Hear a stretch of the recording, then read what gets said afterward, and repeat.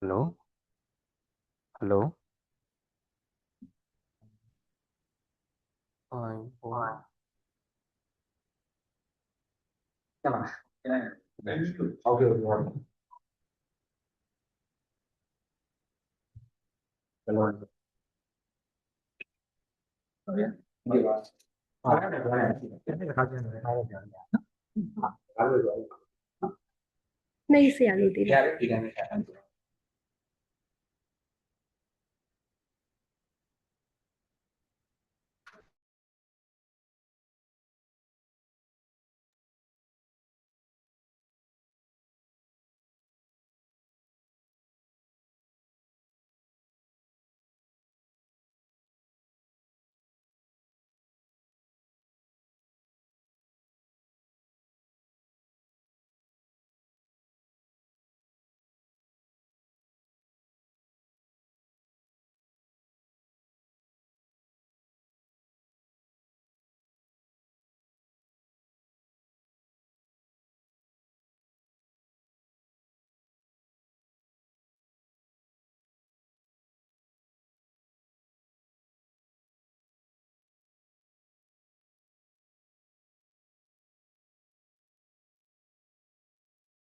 Hello,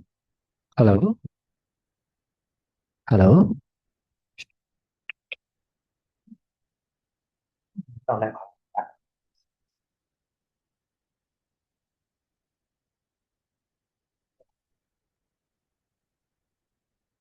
Cái bài sao vậy? ok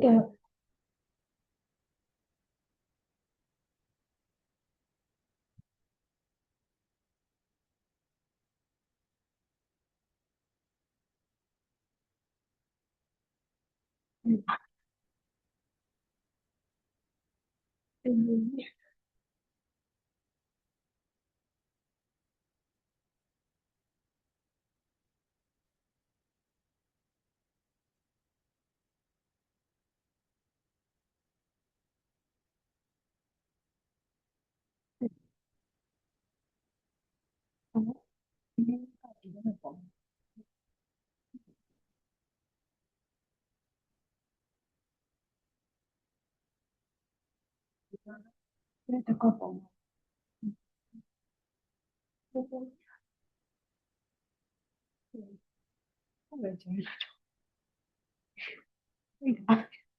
Iya, alhamdulillah, benar. Jadi project lainnya juga. Iya, sudah jalan.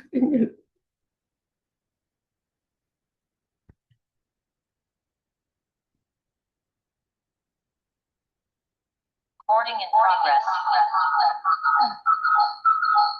Ya, ada. Ada. Iya, ada.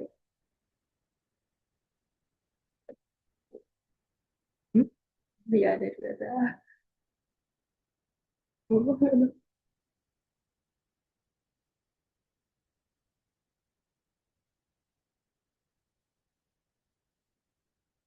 Aduh, mau dia jalan.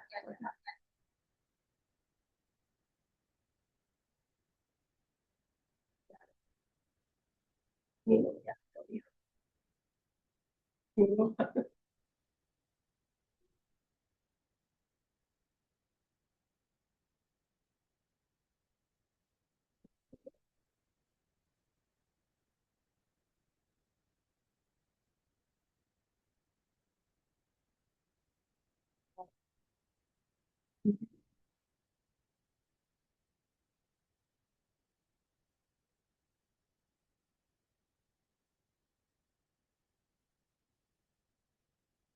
Đấy, view nữa có cái nào đó trời. Lên nào lên.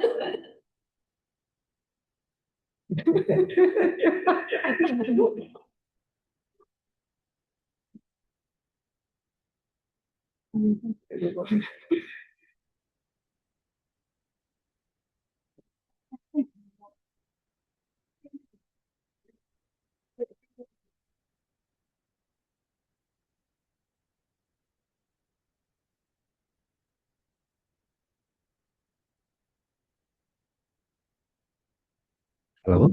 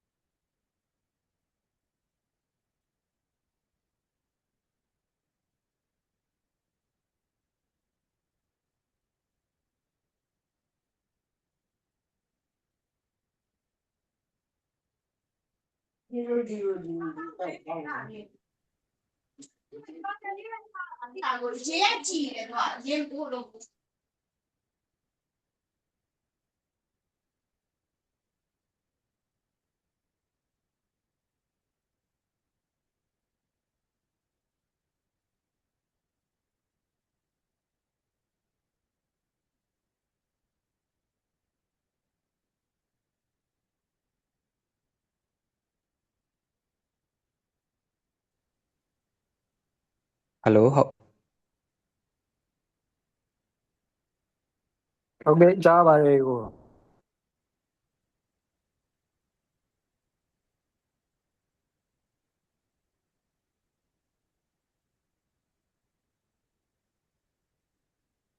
ဟုတ်ဆက်ကြောဟုတ်ကြားပြီဆက်ကြောဟုတ် ဟုတ်မင်္ဂလာပါကြားပါတယ် နာမည်ချတာ ဟယ်လိုအားလုံးပဲမင်္ဂလာပါ ဆက်ကြောဟုတ် ဟုတ်ကြားရလားခင်ဗျာ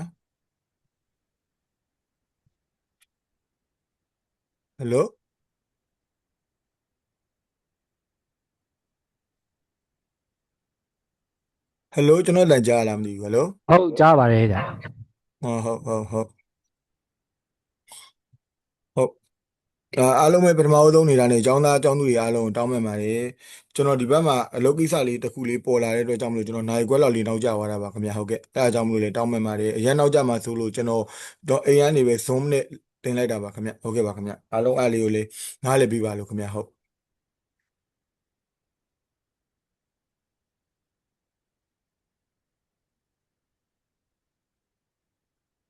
ဟယ်လို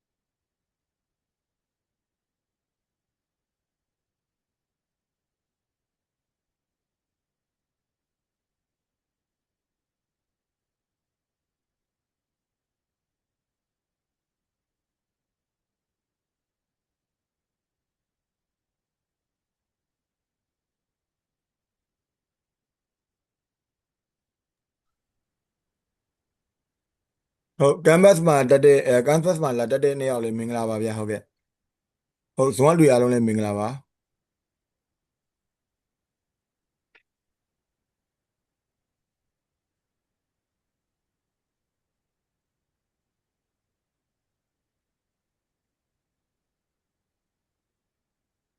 ဟုတ်ကျွန်တော် slide share ထားလေးတွေ့ရလားခင်ဗျ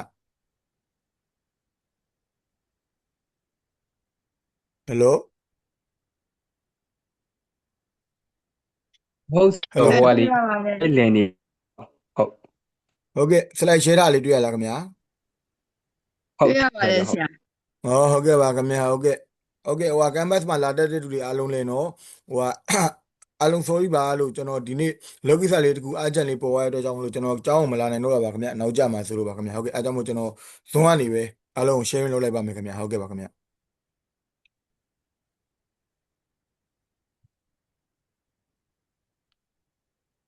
ဟုတ်အဲ့ဒါဆိုကျွန်တော်စလိုက်မယ်နော်ဟုတ်ကဲ့ဒီနေ့ကတော့ကျွန်တော်ပြီးခဲ့တဲ့တစ်ပတ်ကပြောတဲ့ဟာတွေရောမှတ်မိကြသေးလားဟယ်လို ဟုတ်ကြားပါတယ်ဆရာ ဟုတ်ကဲ့ဟုတ်ပြီးခဲ့တဲ့တစ်ပတ်ကအားတွေရောမှတ်မိကြသေးလား canvas မှာတက်တဲ့သူတွေရော online ကနေ join တဲ့သူတွေရောဒီနေ့ကကြားတဲ့ခါကျတော့ဟိုကတော့အများကြီးမဟုတ်ဘူးပြီးခဲ့တဲ့တစ်ပတ်ကနေပြီးတော့ပြောထားတဲ့ဟာတွေကို KPI နဲ့ KRI ကိုခွဲပြီးတော့ပြောမယ်ဆိုရင်တော့အကြမ်းမြင့်ပေါ့နော် KPI format လေးကိုဘယ်လိုချရတယ်ဆိုတဲ့ပုံစံမျိုးကျွန်တော်ဘက်ကနေပြီးတော့ပြောပြပေးမှာအဲ့မှာ KPI မှာမှ KRI နဲ့ KPI ကိုဘယ်လိုခွဲရတယ် target တွေကဘယ်လိုပေးရတယ်ပြီးလို့ရှိရင် weight တွေကဘယ်လိုဆိုတဲ့ format လေးကိုပြောပြပေးမှာပါခင်ဗျာဟုတ် ဟိုအမှတခုအနေနဲ့ကျွန်တော်ဘက်ကပြောချင်တာပေါ့နော်ဒါကကြတဲ့အခါကျတော့ကျွန်တော်က KPI ကို only တင်တာမဟုတ်ဘဲနဲ့ပေါ့နော်ဒီ performance management ဆိုတဲ့ module တစ်ခုအနေနဲ့တင်တာဖြစ်တဲ့အတွက်ကြောင့်မလို့ပြည့်ပြည့်စုံစုံအသေးစိတ်တော့ပါမှာမဟုတ်ဘူးပေါ့နော်ပြောမယ်ဆိုတော့ KPI ကိုအခြေခံသဘောတရားနားလည်မယ် KRA ကိုအခြေခံသဘောတရားနားလည်မယ်နော်အဲ့ဒါကိုအဓိကအနေနဲ့သွားတာဖြစ်တဲ့အတွက်ကြောင့်မလို့ဟို KPI ကိုမှထဲထဲဝင်တီးတန့်ကြီးနေတာနဲ့ဟိုအားလုံးနေတာနဲ့စိတ်ဝင်စားတယ်ပေါ့နော်တက်ရှင်နေဆိုလို့ရှိရင်တော့ဆရာထိန်နှင်းကျော်တင်မဲ့ KPI online course လေးရပေါ့နော်မကြခင်မှာဖွင့်တော့မှာဖြစ်တယ်အဲ့မှာ join လို့ရပါတယ်လို့เนาะဟုတ်ကဲ့ပါခင်ဗျ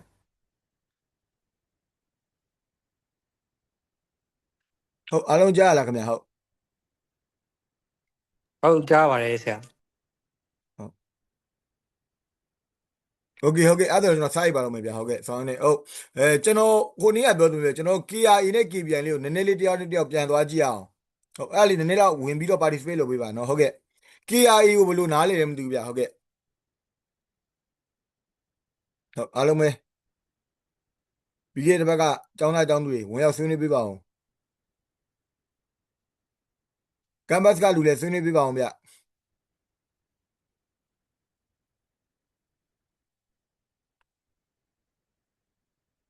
ယ်လို တရားပြောကြည့်မယ်နော်ဟုတ်ကဲ့ပြောကြည့်ပါခင်ဗျဟုတ်ကဲ့ပါခင်ဗျကျေးဇူးတင်ပါတယ်ဟုတ်ကဲ့မဲလက်ဝါဝါဟုတ်ကဲ့ပြောပါခင်ဗျဟုတ် ဟုတ်ကဲ့အဖွဲ့အစည်းတစ်ခုရဲ့လေရည်မှန်းချက်ပန်းတိုင်ကိုရောက်ဖို့အတွက်ညှိနှိုင်းဆောင်ရွက်တဲ့လုပ်ငန်းစဉ်လို့အကြမ်းပြလို့မှတ်မိထားပါတယ်ဆရာဟုတ်ကဲ့ ဟုတ်ကဲ့ပါခင်ဗျဟုတ်ကဲ့ကျေးဇူးပါခင်ဗျဟုတ်ကဲ့ပါခင်ဗျ ဟုတ် ဟုတ် ကဲ့ ကဲ့ဟုတ်ကဲ့ပြီးခဲ့တဲ့တစ်ပတ်ကဟိုဟာလေ join လာမသိဘူးခင်ဗျမဲလက်ဝါဝါဟုတ် ဟုတ်ကဲ့ join ပါတယ်ဆရာဟုတ်ကဲ့ ဟုတ်ကဲ့ပါခင်ဗျဟုတ်ကဲ့ကျွန်တော်အတန်လေးကြားရပါတယ်နော်ဟုတ်ကဲ့ပါခင်ဗျ ဟုတ်ပါတယ်ရှင်ဟုတ်ကဲ့ ဟုတ်ကဲ့ပါခင်ဗျဟုတ်ဒီနေ့ကတော့ကျွန်တော်ကတွက်တဲ့ချက်တဲ့ဘိုင်းကိုအဓိကအနေနဲ့ဆိုတာတက်ကို format လေးတွေကိုအဓိကပြောပြရမှာပေါ့နော်ကျွန်တော်ခုနပြောသမျိုးပဲကျွန်တော်ဟိုပြီးခဲ့တဲ့တစ်ပတ်ကပြောသမျိုးပဲကျွန်တော်အတန်ကမသေးခွဲဘူးပေါ့နော် internet connection ကြောင့်မလို့ line မကောင်းလို့အတန်ကတေချာမကြားရဘူးကျွန်တော်ပြောတာမရှင်းလင်းဘူးဆိုလို့ရှိရင်ကျွန်တော်တေချာလေးပြန်ပြီးတော့မေးပြပါနော်ဟုတ်ကဲ့ပါခင်ဗျဟုတ်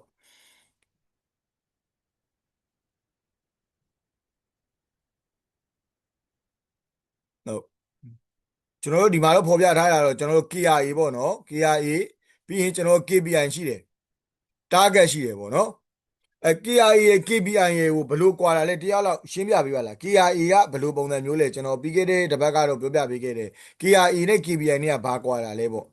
KPI လိုချင်ဘာရှာလဲ KRA လိုချင်ဘာရှာလဲပေါ့အဲ့ဒီနေလောက်ဝင်ပြီးဆွေးနွေးပြပါလားခင်ဗျ Zoom ကလူတွေရော Canvas ကလူတွေရောဟုတ်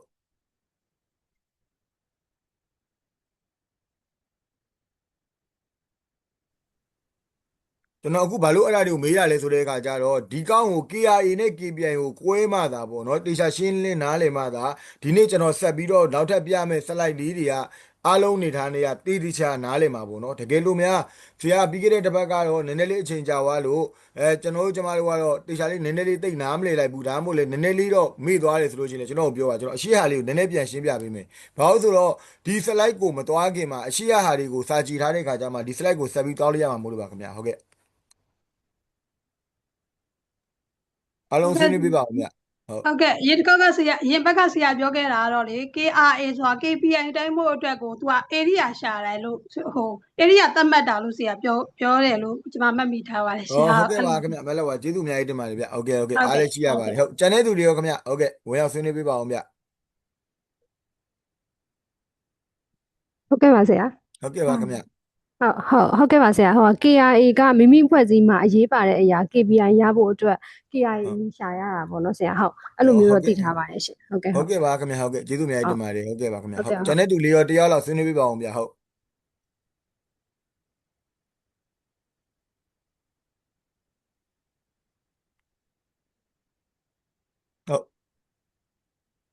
ဟုတ်โอเคပါအခုပြောတဲ့ဟိုအကြောင်းသူတွေကပြောတဲ့အတိုင်းဆိုရင်တော့ကျွန်တော်တို့ရှေ့ဆက်သွားလိုက်ရပါတယ်မှန်ပါတယ်ကျွန်တော်တို့ဒီမှာလေ KRA နဲ့ KPI နဲ့ကအဓိကကြတဲ့ခါကျတော့ကျွန်တော်တို့ကတိုင်းတာမှာဆိုလို့ရှိရင်တော့ကျွန်တော်က KPI နဲ့ပဲတိုင်းတာလို့ရတာပေါ့နော် KRA ကတော့တိုင်းတာလို့ရတာမဟုတ်ဘူးခုနနေရာလုံးပြောတာမှန်ပါတယ် KRA ရကြတဲ့ခါကျတော့ဒီ KPI ကိုတိုင်းတာဖို့အတွက်ကိုကျွန်တော်တို့က area တွေရှာတာပေါ့နော်ကျွန်တော်ဆက်ပြီးတော့ပြရေးပါမယ်ဟုတ်ပြီကျွန်တော်တို့ဒီမှာနည်းနည်းလေးပြန်ပြီးတော့ဆွေးနွေးကြအောင်ကျွန်တော်တို့ကထုတ်လုပ်မှုတိုးခြင်းတယ် area ရှာလိုက်ပြီပေါ့နော်ကျွန်တော်တို့ရဲ့ production ပေါ့ production ဌာနမှာကျွန်တော်တို့ကထုတ်လုပ်မှုတိုးခြင်းတယ်အဲ့ဒါဆို KPI ကဘာဖြစ်မလဲ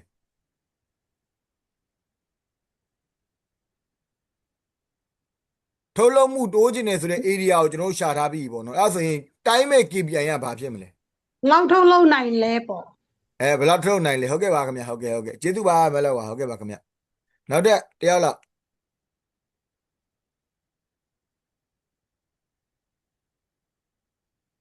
ကျွန်တော်ဒီ slide လေးမှာ participate လေးလုပ်ပေးပါเนาะဒါကမတိရနားမရချင်းလေကျွန်တော်မေးပါကျွန်တော်အစအပြန်ပြောဆိုလေပြောပြပေးမယ်အဓိကတော့ဒီ slide လေးကိုတေချာသိတဲ့ခါကျမှအနောက်ကနေပြီးတော့ထပ်သွားမဲ့တွက်ချက်မှုဆိုတဲ့ slide လာတော့မှာဒါပြီးလို့ရှိရင်ပေါ့နော်တွက်ချက်မှုဆိုတဲ့ slide လေးကအားလုံးအတွက်လွယ်ကူပြီးတော့အဆင်ပြေမှာစဉ်းစားတဲ့ concept လေးတွေကမှန်ကန်သွားမှာပေါ့နော်အဲ့ဒါကြောင့်မို့ကျွန်တော်ဒီ slide ကိုတေချာလေးပြောပြပေးနေရပါခင်ဗျဟုတ်ကဲ့အဲ့ဒါကြောင့်မို့ဒီ slide လေးကိုတေချာနားလေလားနားမလည်ဘူးလားတေချာလေး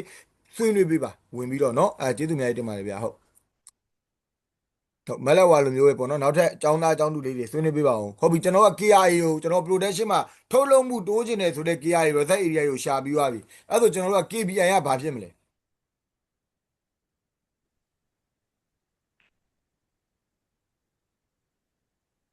ဟုတ်ဆရာထုတ်လုပ်မှုတိုးကျင်တယ်ဆိုရင်ကို product ကိုပုံမှန်ထက်ပို့ပြီးတော့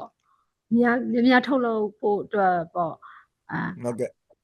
product များရမှာပေါ့တိုးရမှာပေါ့ပြီးလို့ရှိရင်တိုးတဲ့ပုံမှာမူတည်ပြီးတော့စိတ်တက်ကလည်းတိုးရမယ်ဟုတ်ကဲ့ကျေးဇူးအများကြီးတင်ပါတယ်ဗျာဟုတ်ကဲ့ဟုတ်တန်းတဲ့သူလေးတွေရောနည်းနည်းလေးဆွေးနွေးပြပါအောင်လားဗျာဟုတ်ကဲ့ဒီမှာရှိတဲ့သူတွေ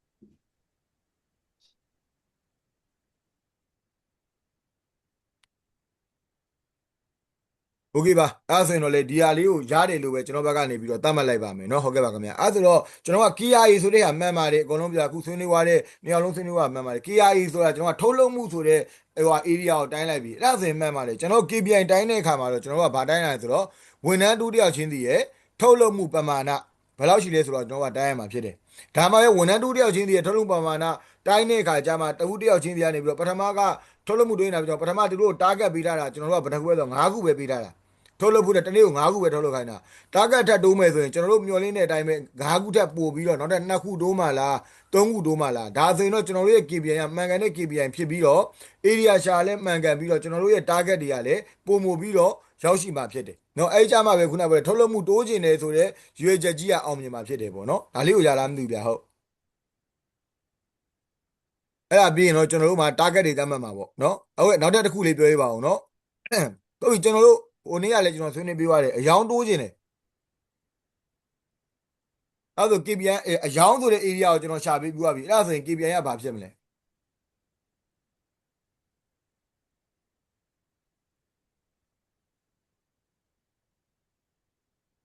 အယောင်တိုးကျင်တယ်ဆိုရင် wholesale တွေ retail တွေများထက်ရှာရမှာပေါ့ဟုတ်ကဲ့ဆရာနော်ဟုတ်ကဲ့ပါခင်ဗျာဟုတ်ကဲ့ကျေးဇူးပါနောက်ထပ်တရားလောက်ဒီနေ့ volunteer လေးနေနေ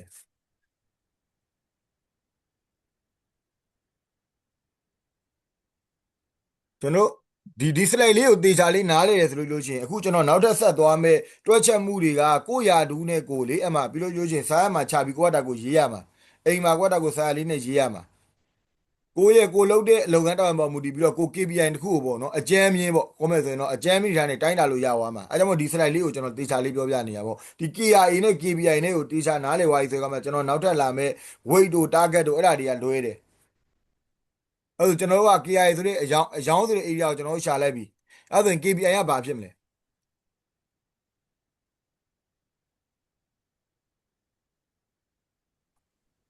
ဟုတ်ကဲ့ဆရာကျွန်တော်ပြောလို့ရပါလားခင်ဗျရပါတယ်ခင်ဗျဟုတ်ကဲ့ဝင်ရောက်ဆွေးနွေးပြပါကျေးဇူးတင်ပါဟုတ်ကဲ့ဆရာနည်းနည်းစုနေတောင်းမှပါတယ်ဗျဟုတ်ရပါတယ်ခင်ဗျရပါတယ်ခင်ဗျဟုတ်ကဲ့ပါဗျဟုတ်ကဲ့ဆရာကျွန်တော်အနေနဲ့ဆိုရင်တော့အယောင်တိုးဖို့အတွက်ဆိုရင်တော့ပထမဆုံးကျွန်တော်မြင်မိတာmarketing နဲ့ပတ်သက်ပြီးတော့ engagement တွေဘယ်လောက်တက်လာမလဲပေါ့နော်ဒီ marketing funnel ထဲမှာကျွန်တော်ဒီဘယ်လောက်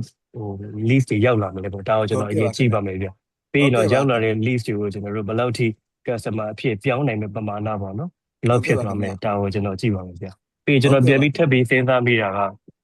ရှစ်ပြီးသား customer တွေကိုထပ်ရောင်းလို့ရမလားပေါ့နော်အဲ့ဒါလေးလည်းစဉ်းစားပြီးပါတယ်ဗျ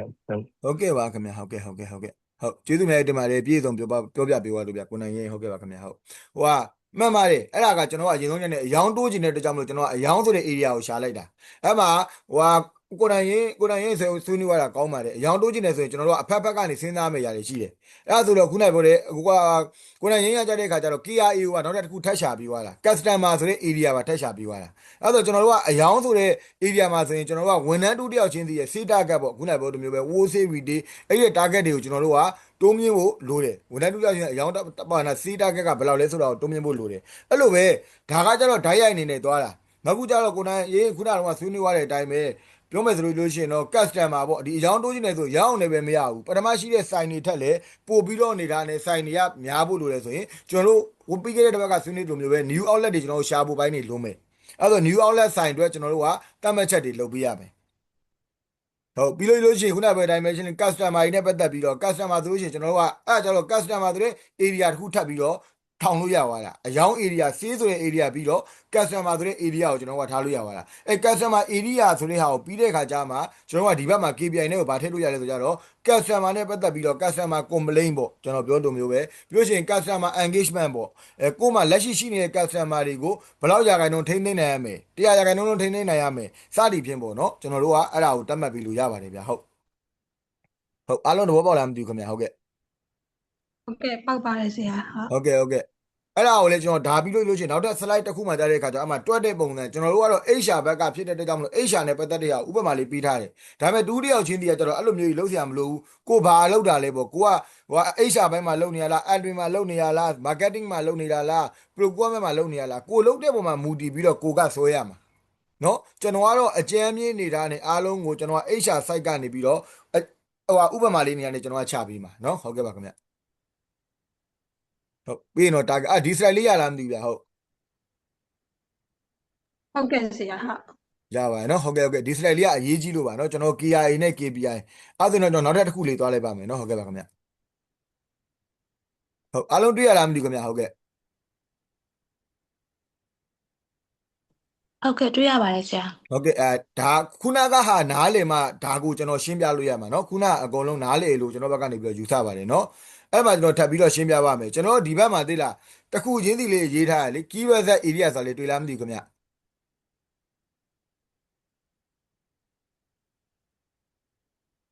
ဒါလို့တွေ့ရလားခင်ဗျဟုတ်ဒီဘက်မှာ keyword set area ဟုတ်တွေ့ပါတယ်ဆရာ တိုင်းပါဟုတ် အဲ့ဒီမှာကျွန်တော်ဒီဘက် HR မှာကြားတဲ့အခါကျတော့ကျွန်တော်က area ကိုရင်ရှာထားတယ်ကျွန်တော်ကဘာလုပ်ရမှာလဲ KPI လိုချင်ဘာရင်ရှာရမှာလဲ KIA ရှာပါမယ် အဲ့ဒါလေးမှတ်မိနေကိုတော်တော်စီမယ် KPI လိုချင် KPI ကိုတန်းပြီးတော့ကျွန်တော်တို့ကချလို့မရဘူး KPI အတွက်ကိုဘာလို့လဲဆိုတော့ KIA လိုတယ်ဒါကြောင့်ကျွန်တော်က area တွေရှာရတယ် area ဆိုရင်ကျွန်တော်တို့ HR မှာဆိုလို့ရှိရင် HR တွေပါလားမသိဘူးဗျဒီထဲမှာဟုတ် ပါပါဆရာ ဟုတ်ကဲ့ပါခင်ဗျအဲ့ဒါဆိုရင်တော့ကျွန်တော်တို့က recruitment ဆိုတဲ့ဟာပေါ့နော် recruitment ဆိုတဲ့ channel ကိုကျွန်တော်တို့ကအရင်ဆုံးနေလာနေရှာတယ် recruitment ဆိုတဲ့ area ကျွန်တော်တို့တခုရပြီလားမရဘူးလားအရင်ဆုံးနံပါတ်1 recruitment ဆိုတဲ့ area ရသွားပြီဟုတ်တယ်နော်ပြီးရင် train area တွေပဲရင်ရှာမှာနော်ဒီဘက်က KPI ကိုခဏလေးမေ့တာအောင်ပြီးရင်ဒီဘက်ကပြီးလို့ရှိရင် training and development ဒါကိုကျွန်တော်အလွယ်ကူဆုံးနဲ့ပြောမယ်ဆိုရင်တော့ area ဆိုကျွန်တော်တို့ရဲ့ function တွေပေါ့ပြောကျွန်တော် HR မှာဆို function တွေရှိတယ် recruitment selection တို့ training and development တို့ performance management တို့ employee engagement တို့ပေါ့နော်စသည်ဖြင့်ပေါ့အဲ့ဒါကိုကျွန်တော်ဘက်ကနေပြီးတော့ရှာထားတယ်အကြမ်းမြင့်နဲ့ recruitment ဝန်ထမ်းရွေးချယ်ခန့်အပ်ခြင်းနဲ့ပတ်သက်ပြီးတော့ area ကိုကျွန်တော်အရင်ဆုံးရှာတယ်ပြီးရင် training and development ဝန်ထမ်းတွေကိုသင်တန်းနဲ့ဖွံ့ဖြိုးတိုးတက်စေဖို့အတွက်ဆိုတဲ့ area ကိုကျွန်တော်ဘက်ကနေပြီးတော့ရှာတယ်ပြီးရင်ခုနပြောတဲ့ performance career management ပေါ့ဒီ performance ဝန်ထမ်းရဲ့စွမ်းဆောင်ရည်နဲ့ပတ်သက်တဲ့ဟာကိုကျွန်တော်တို့က area ရှာတယ်ပြီးရင် employee retention employee retention rate တွေတိုးလာဖို့အတွက်ပေါ့နော်ပုံပြီးတော့ကောင်းမွန်လာဖို့အတွက်ကိုကျွန်တော်တို့ရှာတယ် retention ကတော့ပုံထိန်းသိမ်းနိုင်ရမှာပေါ့နော်ဝန်ထမ်းထွက်နှုန်းတွေကိုကျွန်တော်ဘက်ကနေပြီးတော့ထိန်းသိမ်းနိုင်ဖို့အတွက် area ဆိုတာရှာထားတယ်ဒီတိရှင်းလားမသိဘူးဗျဟုတ်ကဲ့၄ခု ဟုတ်ကဲ့ရှင်းပါတယ်ဆရာ ဟုတ်ကဲ့အဲ့မှာထပ်ပြောချင်တာကအရှိမပြောထားရသေးဘူးအခုဒီမှာပြောပြမှာဒီ slide မှာကျွန်တော်တို့က area တစ်ခုကိုရှာပြီဆိုလို့ရှိရင်ကျွန်တော်တို့က KPI 2ခုကနေပြီးတော့3ခုထားလို့ရတယ်ကျွန်တော်ဒီမှာဆိုဘယ်နှခုထားပေးထားလဲ recruitment နဲ့ပတ်သက်ပြီးတော့ KPI တွေ့ရလားမသိဘူး တွေ့ရပါတယ်ဆရာ KRA တစ်ခုမှာဆိုလို့ရှိရင်ကျွန်တော်တို့က KPI 2ခုတော့တိုင်းလို့ရတယ်3ခုထိလည်းတိုင်းလို့ရတယ်ဒါကိုယ့်ပေါ်မူတည်တာပေါ့ဥပမာကျွန်တော်ကဝန်ထမ်းရွေးချယ်ခန့်အပ်ခြင်းဆိုတာဖြစ်တဲ့အတွက်ကြောင့်မလို့ကျွန်တော်တို့ဘာတိုင်းထားရဆိုဒီမှာ2ခုတိုင်းထားတာတွေ့လားမသိဘူးဗျဟုတ် average lead time to recruit employee ကျွန်တော်တို့ဒီဝန်ထမ်းခန့်ဖို့အတွက်ကျွန်တော်တတ်မှတ်ထားတဲ့အချိန်အတွင်းမှာခန့်အပ်နိုင်ခြင်းရှိမရှိဆိုတဲ့ KPI ကိုကျွန်တော်တိုင်းလို့ရလားမရဘူးလား တိုင်းလို့ရတယ်နံပါတ်1နံပါတ်2ကကြတဲ့ခါကျတော့ကျွန်တော်ခန့်လိုက်တဲ့ဝန်ထမ်းကဒီကျွန်တော် new employee က6လအတွင်းမှာ performance ကိုကပြည့်မီနေရမယ်ဆိုတဲ့ဟာကိုကျွန်တော်တိုင်းလို့ရလားမရဘူးလားအကြမ်းမြင်ရဟယ်လိုကြားလားခင်ဗျ ဟုတ်ကဲ့ရ ဟုတ်ကဲ့နော်ဒါကကြတော့ကျွန်တော်က area တစ်ခုမှာကျွန်တော် KPI 2ခုပဲရှာပေးထားတာကျွန်တော်3ခုရောရှာလို့မရဘူးလားဥပမာ recruitment C form ကို C form စုတဲ့အခါမှာဆိုရင် C form ဘယ်နှဆောင်ရရမယ်ဒါအကြမ်းမြင်ပဲရှိတယ်အဲ့ဒါဆိုကျွန်တော်ထပ်ပြီးတော့ KPI ထည့်လို့ရလားမရဘူးလားဒါကတော့ကျွန်တော်ပြီးခဲ့တဲ့တစ်ပတ်ကပြောသလိုပဲကိုယ့်ရဲ့ company ပေါ်မူတည်တယ်ကိုယ့် company မှာကဘယ်အချက်တွေကလိုအပ်နေရတော့ကိုယ့်ဌာနမှာကဘယ်အချက်တွေလိုအပ်နေရတော့ဆိုတော့ကျွန်တော်ကထည့်လို့ရတယ်အဓိကဒီမှာပေးချင်တဲ့ message ကတော့ကျွန်တော်တို့ KRA တစ်ခုမှာ KPI က2ခုသို့မဟုတ်3ခုထိကျွန်တော်တို့ကတိုင်းလို့ရတယ်ဆိုတာကိုပြောချင်တာပါနော်ဒီထိရလားမသိဘူးဗျဟုတ်ပထမ recruitment နဲ့ပတ်သက်ပြီးရလားမသိဘူးဗျ ဟုတ်ကဲ့ရပါတယ်ဆရာ ဟုတ် ဟုတ် အဲ့ဒါဆိုနောက်တက် recruitment တက်နည်းနည်းလေးလွယ်တဲ့ပုံစံတော့ထပ်ပြောပြပေးမယ် training and development မှာကိုကျွန်တော် area တစ်ခုမှာ KPI ဘယ်နှခုရှာတာလဲခင်ဗျ နှစ်ခုပါဆရာ ဘယ်နှခုလဲလို့ နှစ်ခုပါဆ နှစ် ရာ ခုပါ နှစ် ဆရာ ခုเนาะတဲ့เนาะနှစ်ခုပါလေ training and development ဆိုတဲ့ area ကိုကျွန်တော်ရှာလိုက်တာကိုရှာလိုက်တဲ့အချိန်မှာကျွန်တော်ဘာလို့လဲ training hour employee year ကျွန်တော်တို့ဒီတင်တဲ့ training ပေးတာဖြစ်တဲ့ကြောင့်မလို့တစ်နှစ်မှာပေါ့เนาะပြောမယ်ဆိုရင်တော့ training နိုင်ဘယ်နှစ်နာရီလဲကျွန်တော်တို့ KPI တိုင်းလို့ရလားမရဘူးလား ချပါတယ်ဆရာ ရရเนาะ training and development ဆိုတာကြီးကိုတည်ပြီးတော့တိုင်းလို့ရလားမရဘူးเนาะဘာကြောင့်လဲ training and development ဆိုတာဘာလဲ area ပဲရှိသေးတာတင်တန်းပေးတဲ့ဒီ training and development ဆိုတဲ့ area ပဲရှိသေးတာ recruitment ဆိုတဲ့ဟာကြီးတော့တွားတိုင်းလို့ရလားမရဘူး recruitment ဆိုတဲ့ area ပဲရှိသေးတာပေါ့เนาะနောက်တစ်ခုကျတော့ဘာဖြစ်လဲ percentage difference in the rate of productivity ဒီတင်တန်းပေးပြီးတဲ့အချိန်နဲ့မပေးခင်အချိန်မှာတိုးတက်မှုဘယ်လောက်ရှိသွားလဲဆိုတော့ကျွန်တော်တိုင်းတာလို့ရလားမရဘူးလား ရပါတယ် ရတယ်နော်အဓိကနေတာနေကကျွန်တော်တို့ recruitment ဆိုလဲဝန်ထမ်းရွေးချယ်ခန့်တဲ့အချိန်မှာကျွန်တော်တို့ကဝန်ထမ်းတွေကိုအကောင်းဆုံးနေတာနဲ့လူမှန်နေရာမှန်ဖြစ်တဲ့အတိုင်းဝန်ထမ်းကိုအချိန်မီအတွင်းလိုအပ်တဲ့အချိန်အတွင်းမှာကျွန်တော်တို့ကရအောင်ရှာဖွေနေတာဒါဆိုရင်ကျွန်တော်တို့က recruitment ဆိုတဲ့ area တွေကနေပြီးတော့ကျွန်တော်တို့တိုင်းတာလို့ရတဲ့အရာကိုကျွန်တော်ဘက်ကနေပြီးတော့ထည့်လိုက်တာပေါ့နော် training and development ဆိုတဲ့လို့ပဲဒီသင်တန်းတွေပေးချင်တာလိုအပ်တဲ့ moment သင်တန်းတွေပေးချင်တာဖြည့်ဆွတ်ပေးချင်တာဒီသင်တန်းတွေပေးတဲ့ရွေချက်ကဘာကြောင့်လဲဒီသင်တန်းတွေပေးတယ်ဆိုတာဒီဝန်ထမ်းတွေရဲ့အရေးချင်းတွေမတိုင်ခင်တက်အခုသင်တန်းပေးပြီးတဲ့အခါမှာပို့ပြီးတိုးတက်စေခြင်းလို့ဘာကြောင့်လဲ productivity တိုးတက်စေခြင်းလို့တူတယောက်ချင်းရဲ့အရေးချင်းတွေတိုးတက်စေခြင်းလို့ဒါကြောင့်မလို့ကျွန်တော်တို့ကဘာဖြစ်လဲ training and development ဆိုတဲ့ area ကိုရှာပြီးတော့ဒီ training နဲ့ပတ်သက်တဲ့ဟာကိုကျွန်တော်တို့ဘက်ကနေပြီးတော့ KPI ရှာတာဖြစ်တယ်နော်ပြီးတဲ့အခါကျတော့ကျွန်တော် performance career management မှာကျွန်တော် KRI တစ်ခုမှ KPI ဘယ်နှခုထားတာလဲခင်ဗျ နှစ်ခုပါဆရာ နှစ်ခုပါဆရာ လက်ခုပဲเนาะဒါကတော့ကျွန်တော်အလွယ်အကြမ်းမြင့်နေတဲ့ထားပေးတာဒီ format ကြီးယူရမယ်လို့ပြောတာမဟုတ်ဘူးကို့မှာက area တစ်ခုမှာ2ခုကနေ3ခု3ခုကနေ4ခုလောက်ထိထားလို့ရတယ်เนาะကိုစဉ်းစားနိုင်တော့ကို့စီမှာလိုအပ်နေတဲ့အရာတွေကိုကိုကတွေးလို့ရတယ်ခုနကအကြမ်းမြင့်နေတာနဲ့ပြောပြရမယ်ဆိုရင်ကိုရဲ့ကိုနိုင်ရဲလားမသိဘူးဆွေးနွေးသွားတယ်ကိုနိုင်ရဲဆွေးနွေးပြောရဆိုလို့ရှိရင် तू ကအကုန်လုံးကိုချုပ်ပြီးဆွေးနွေးပေးသွားတယ်အဲ့ဒါဆိုရင်ကိုနိုင်ရဲဆိုဘာလုပ်လို့ရလဲဆိုရင် save မှာဆိုရင် तू က save ဆိုတဲ့ area ကို तू ထားလို့ရတယ်ထားပြီးတော့ तू ခုနကတော့တွေးတဲ့အတိုင်းပဲ3ချက်လောက်ဖြစ်တဲ့ကြောင့်မလို့3ချက်လောက်ကို save မှာ save ဆိုတဲ့ KI တခုမှာ तू ကိုနိုင်ရဲခုနကတွေးထားတဲ့ KPI 3ခုလောက်ကိုထည့်လို့ရတယ်ဒါဆိုရင် save မှာတင်ကိုက KI တခုမှာ KPI 3ခုရသွားပြီနောက်တစ်ခုကြတဲ့အခါကျတော့ customer ဆိုတဲ့ area တစ်ခုမှာခုနဆွေးနွေးရတဲ့ customer ဆိုတဲ့ area ဒီမှာ KPI နှစ်ခုကိုထည့်လို့ရသွားပြီเนาะဒါခုနကဥပမာအနေနဲ့တခါနေကနေမြင်တောင်လို့ကိုယ်တိုင်ရင်ဆွေးနွေးရတဲ့ဟာဆိုလို့ရှိရင် KRI ကတော့2ခုနဲ့ KPI ကကျွန်တော်က5ခုဆိုတာကိုထုတ်လို့ရပါတယ်เนาะဟုတ်ရလားမသိဘူးဗျ ရပါတယ်ဆရာ ဟုတ်ကဲ့ဆရာရပါတယ် ဟုတ်ပြီးတော့ performance career management ပေါ့နော် performance career management ကြတဲ့အခါကျတော့လေကျွန်တော်အဲ့လိုပဲတူတယောက်ချင်းစီရဲ့ development plan ဘယ်လိုမျိုးနေတာရှိလဲကျွန်တော်တို့ဘာလို့ performance and career management ဝန်ထမ်းတူတယောက်ချင်းဆိုကျွန်တော်တို့ကကောင်းနေခြင်းမျိုးအဲကြောင့်မလို့ကျွန်တော်ဘာပဲဆိုတော့ overall အနေနဲ့မဟုတ်ဘဲနဲ့တူတယောက်ချင်းဆိုကျွန်တော်တို့ကတိုင်းရပြီဘယ်လောက်ထိတိုးတက်လာလဲပေါ့ဘယ်လောက်ထိနေတာနဲ့ဒီ individual development plan ဘယ်လောက်ကောင်းလာလဲတိုင်းတယ်ဒါဆိုရင် KPI ရတယ်ပြီးနောက်တော့ကကြတော့ employee တွေက participate ရ career coaching program ကျွန်တော်တို့ coaching program တွေပေးတဲ့အချိန်မှာဒီ employee တွေကဘယ်လောက်ထိစိတ်ဝင်စားမှုများလဲဘယ်လောက်တော့မှ participate ဝင်လုပ်လဲကျို့ဆိုတင်တန်းဆိုရင်တင်တန်းဆိုပြေးနေကြတာလေဒါမျိုးတွေမဖြစ်အောင်ပေါ့ကိုယ်လှုပ်ချင်တဲ့တင်တန်းကိုရွေးထားတဲ့ area ပေါ့ဒီငါတို့ဒီမှာ career management နဲ့ပတ်သက်တဲ့ဟာငါတို့တေချာလေးလှုပ်ချင်တယ်ဒါကိုလူတွေကစိတ်ဝင်စားသူတို့တွေဝန်ထမ်းတွေကလည်းစိတ်ဝင်စားပြီးတန်မိုးထားအောင်ငါတို့ဘယ်လိုလုပ်မလဲဆိုပြီးတော့ဒါကိုစဉ်းစားကြည့်တာဖြစ်တဲ့အတွက်ကြောင့်မလို့ရွေချက်က performance career management ဆိုတဲ့ area ကိုရှာလိုက်တယ်ပြီးတဲ့အခါကျတော့လိုအပ်မဲ့အရာဒီတယောက်ချင်းတည်း development plan ဘယ်လိုဖြစ်ကြမလဲပြီးလို့ရှိရင်ဒီ ကိုချင်းလုပ်ပေးတဲ့အပေါ်မှာသူတို့တွေ participate ဝန်ထမ်းတွေက participate လုပ်ပြီးတော့တေတီရှာနဲ့စိတ်ဝင်စားနဲ့တက်တဲ့ပုံစံမျိုးနေထားနဲ့ percentage ဘယ်လောက်ရမယ်ဆိုတဲ့ပုံစံမျိုးကျွန်တော်ဘက်ကနေပြီးတော့တိုင်းထားတာဖြစ်တယ်ဟုတ်ဒါလားမသိဘူးဗျဟုတ် ရပါတယ်ဆရာ ဟုတ်ရရနော်ဟယ်လိုဟုတ် ဟုတ်ရ ဟုတ် ပါ ပါ တ တယ် ယ်ဆရာ ဟုတ်ကဲ့ဒီနေရာမှာကျွန်တော်ကဒါဥပမာဟိုကဒီ HR နဲ့ပဲပေးထားလို့ပေါ့နော်အောက်က employee relation ဆိုလည်းအဲ့လိုပဲပေါ့ဒါကတော့အကြမ်းမင်းနေထားတဲ့ဒီကောက်ဟိုကဘာလို့ပြောပြနေလဲဆိုတော့ KRA နဲ့ KPI ကိုကွဲအောင်လို့တေချာကွဲလားမသိဘူးဗျဟုတ် KRA နဲ့ KPI ကိုတေချာကလီးယားဖြစ်လားခင်ဗျ ဟုတ်ကဲ့ဖြစ်ပါတယ်ဆရာ ဟုတ်ဘာလို့ဆိုပြီးလို့ရှိရင်ကျွန်တော်ကိုတယောက်ချင်းစီကပြန်ပြီးတော့တိုင်းပတ်သက်ပြီးတော့ပြောပြပေးရမှာမို့လို့ဒီနေ့ session ကပြောပြပေးရမှာဆိုတာကိုယ့်ရဲ့တာဝန်ရကိုက KRA ကိုခွဲမယ်ပြီးရင် KPI ထားမယ်ပြီးလို့ရှိရင် weight ဘယ်လိုထားမယ်ဆိုတော့ကျွန်တော်ပြန်ပြောပြပေးရမှာကျွန်တော်ခုပြောတဲ့ပုံစံမျိုးပဲနော်အဲ့ဒါဒါလေးရတယ်နော် KRA နဲ့ KPI ကိုရှင်းပါတယ်နော်အဓိကကဒီ performance ဒီ KPI တိုင်းတဲ့အခါမှာ KRA နဲ့ KPI ကိုရှင်းဖို့လိုတယ်အဓိက KRA နဲ့ KPI ကိုမရှင်းဘူးရောနေတယ်ဆိုလို့ကြည့်လို့ရှိရင်ခုနကျွန်တော်ပြောတဲ့မျိုးဆွဲလို့ရမှာမဟုတ်ဘူးကိုယ့်ရဲ့နေရာနေရောကိုကဌာနရဲ့ HOD နေရာနေရောဆွဲလို့ရမှာမဟုတ်ဘူးပေါ့နော်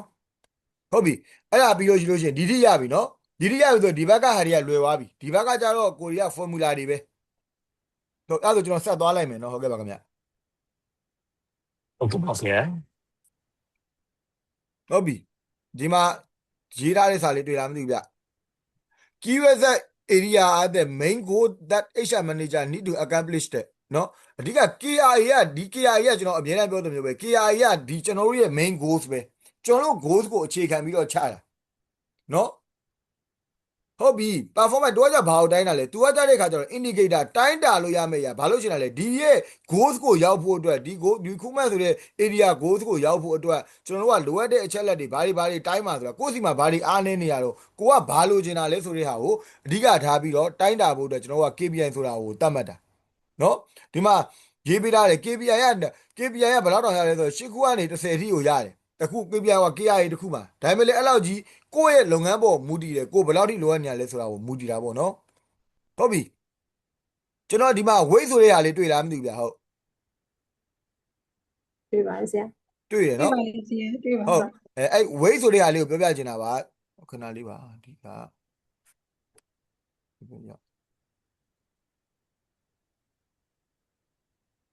ဟုတ်ရတယ်နော်ဟုတ် weight ဆိုတဲ့ဟာလေးကိုကျွန်တော်ပြောပြချင်တာကအားလုံးမှတ်ထားမှာကဒီနံပါတ်တွေကိုမှတ်ထားနဲ့နော်အောက်မှာ100လေးလား100ဆိုတဲ့နံပါတ်လေးတွေ့လားခင်ဗျ ဟုတ်ကဲ့တွေ့ပါတယ်ဆရာ ဟုတ်ကဲ့အဲ့ဒီကောင်ကလေဘလို့ပဲပေါင်းပေါင်း100ဖြစ်ရမယ်ကျွန်တော်က100တက်ကြော်လို့လည်းမရဘူး100တက်ရောလို့လည်းမရဘူးဘာလို့ပြောချင်လဲဆိုတော့ကျွန်တော်တို့ကသူတို့ကိုဟိုအရင်တော့ဆိုသိလားမသိလားကျွန်တော်တို့လေအရင်တော့ performance တိုင်းနေဆိုတဲ့အချိန်မှာလေဒီ KPI နဲ့မဟုတ်ဘဲနဲ့လေကျွန်တော်တို့လေ9မှတ်တို့10မှတ်တို့ဘာလို့လောက်တာလေမှတ်မိရမလားအရင်နေလောက်ကြလေအလွဲတွေလေနော်အဲ့ဒီပုံမှာအခုကဒါဘာလို့တာလဲဆိုတဲ့အခါကျတော့ဒီကောင်က weight သတ်မှတ်လိုက်တာ weight သတ်မှတ်တယ်ဆိုတော့အမှ15တို့ဆရာကျွန်တော်15ပဲလားမဟုတ်ဘူးကျွန်မမဟုတ်15ပဲမဟုတ်25လေးရတယ်30လေးရတယ်ဘာလို့ပြောကြလဲဆိုတော့ဒီ weight ကကြတဲ့အခါကျတော့အားလုံးပေါင်းလို့ရှိလို့ရှိရင်ဒီကိုထားတဲ့ KPI ပေါ့နော် KPI ဘယ်နှခုရှိလဲ1 2 3 4 5 6ဒီမှာဆို8ခုရှိလို့ရှိရင်အဲ့8ခုပေါင်းလို့ရှိလို့ရှိရင်100ပြည့်ရမယ်တော့ပေါ့လားမသိဘူးဗျ ဟုတ်ပါပါ ဟုတ်တယ်နော်အဲ့ဒါပြောချင်တာကတော့ဒီနံပါတ်တရားဆရာကြီး15တွေ30တွေဘာကွာဝါတာလဲဆိုရင်ဘာကွာဝါရလို့ထင်တော့နေတော့တွေးကြည့်ပါလား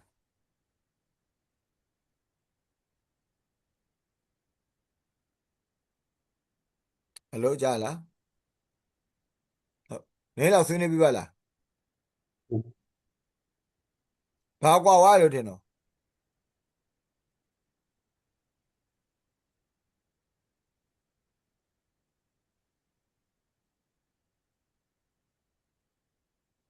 ဟယ်လို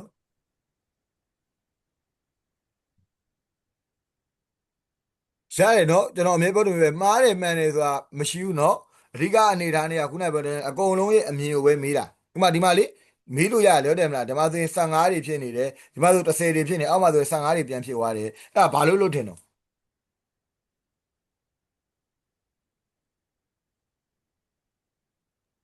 ရာအဲ့ဒါမမလားတော့မသိဘူးဆရာ ဟုတ်ရတယ်မားလေးရဘာမှဖြစ်ဘူးပြောလို့ရတယ်ခင်ဗျာဟုတ်ကဲ့လိုအပ်တာရှိကျွန်တော်ဖြည့်ပေးမှာပေါ့ဟုတ်ကဲ့ဆွေးနွေးပြရပဲကျေးဇူးတင်ပါဟုတ် ဆရာပေါ်မှာမူတည်ပြီးတော့များ ဘယ်အပေါ်မှာဟုတ်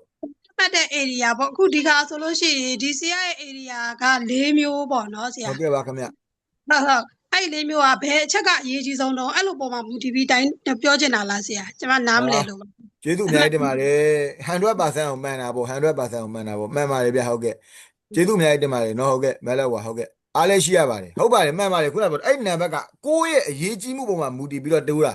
ာဘာကြောင့်လဲဆိုတဲ့အခါကျတော့ကိုကအရေးကြီးတဲ့ဟာကိုဝိတ်ကိုတိုးထားတဲ့အခါကျမှကျွန်တော်တို့ဒီဘက်မှာ target တွေသတ်မှတ်တဲ့အခါမှာပြောချင်တာတော့ပို့ပြီးတော့ကိုယ့်အတွက်အရေးကြီးတဲ့အရာကို KPI မှာဝိတ်များများပို့ထားတဘောပေါက်လားမသိဘူးကျွန်တော်တို့ဒီမှာဆိုရင်ဒီလိုကျွန်တော်တို့ခုတိုင်းနေရမှာဆိုရင်ကြည့်လိုက်ကျွန်တော်တို့စီမှာဘာအားနေနေလဲဆိုရင်ကျွန်တော်တို့စီမှာက recruitment နဲ့ပတ်သက်တဲ့အားနေနေလို့ကျွန်တော် area မှာဘယ်လောက်ထားတာဝိတ်မှာဘယ်လောက်ထားတာလဲ15စီထားတာတယ်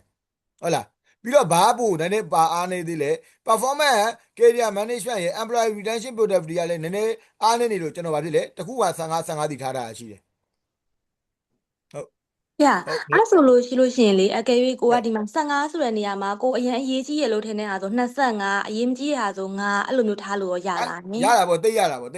မှန်ပါတယ်အဲ့လိုထားအရေးကြီးရဆိုရင်25 30လေးထားလို့ရတယ်50ထားခြင်းလည်းရသေးတယ်ဒီလားဒါပေမဲ့ဘာဖြစ်ရမလဲဒီအားလုံးပေါ့ရတော့ဘာဖြစ်ရမလဲကိုယ့်ရဲ့ KPI အားလုံးပေါ့ရတော့100ပြည့်နေရ တရားဖြစ်ရမယ်ဟုတ် ဥပမာထားပါတော့ဒီမှာဆိုရင်ကျွန်တော်ရှာပေးတာဆိုရင် KPI က KRE ၄ခုမှာ KPI 8ခုရှိရလေဟုတ်တယ်ဟုတ်8ခုဆိုရင်ကျွန်တော်ကတကယ်လို့ဥပမာအကြမ်းမြင့်တော့အပေါ်ဆုံးမှာကျွန်တော်မြားလေးထောက်ထားတာတွေ့လားမသိဘူးဗျဟုတ်အပေါ်ဆုံးလေအပေါ်ဆုံးကိုကျွန်တော်က25ထားလိုက်ပြီတွေ့ရလားမသိဘူးဗျဟုတ်မြားလေး ဟုတ်ကဲ့ဆရာ ဟုတ် average lead time ပေါ့ recruitment ကိုကျွန်တော်25ထားလိုက်ပြီဆိုရင်ကျွန်တော် recruitment area မှာ weight ဘယ်လောက်သုံးမှုရည်လဲ 50ဆရာ 50အဲ့ဒါဆိုကျန်တဲ့နေရာမှာကျွန်တော်ကဘယ်လောက်ပဲသုံးရတော့မှာလဲ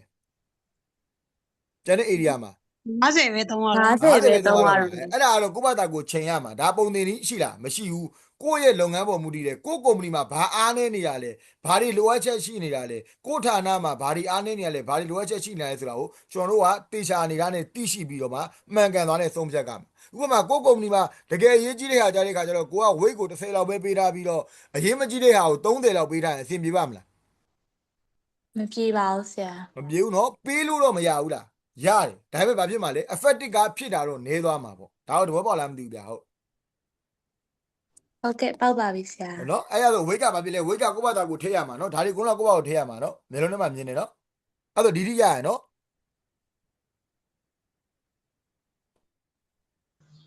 ရပါစေဟုတ် ဒီရเนาะ ရပါပြီဆရာ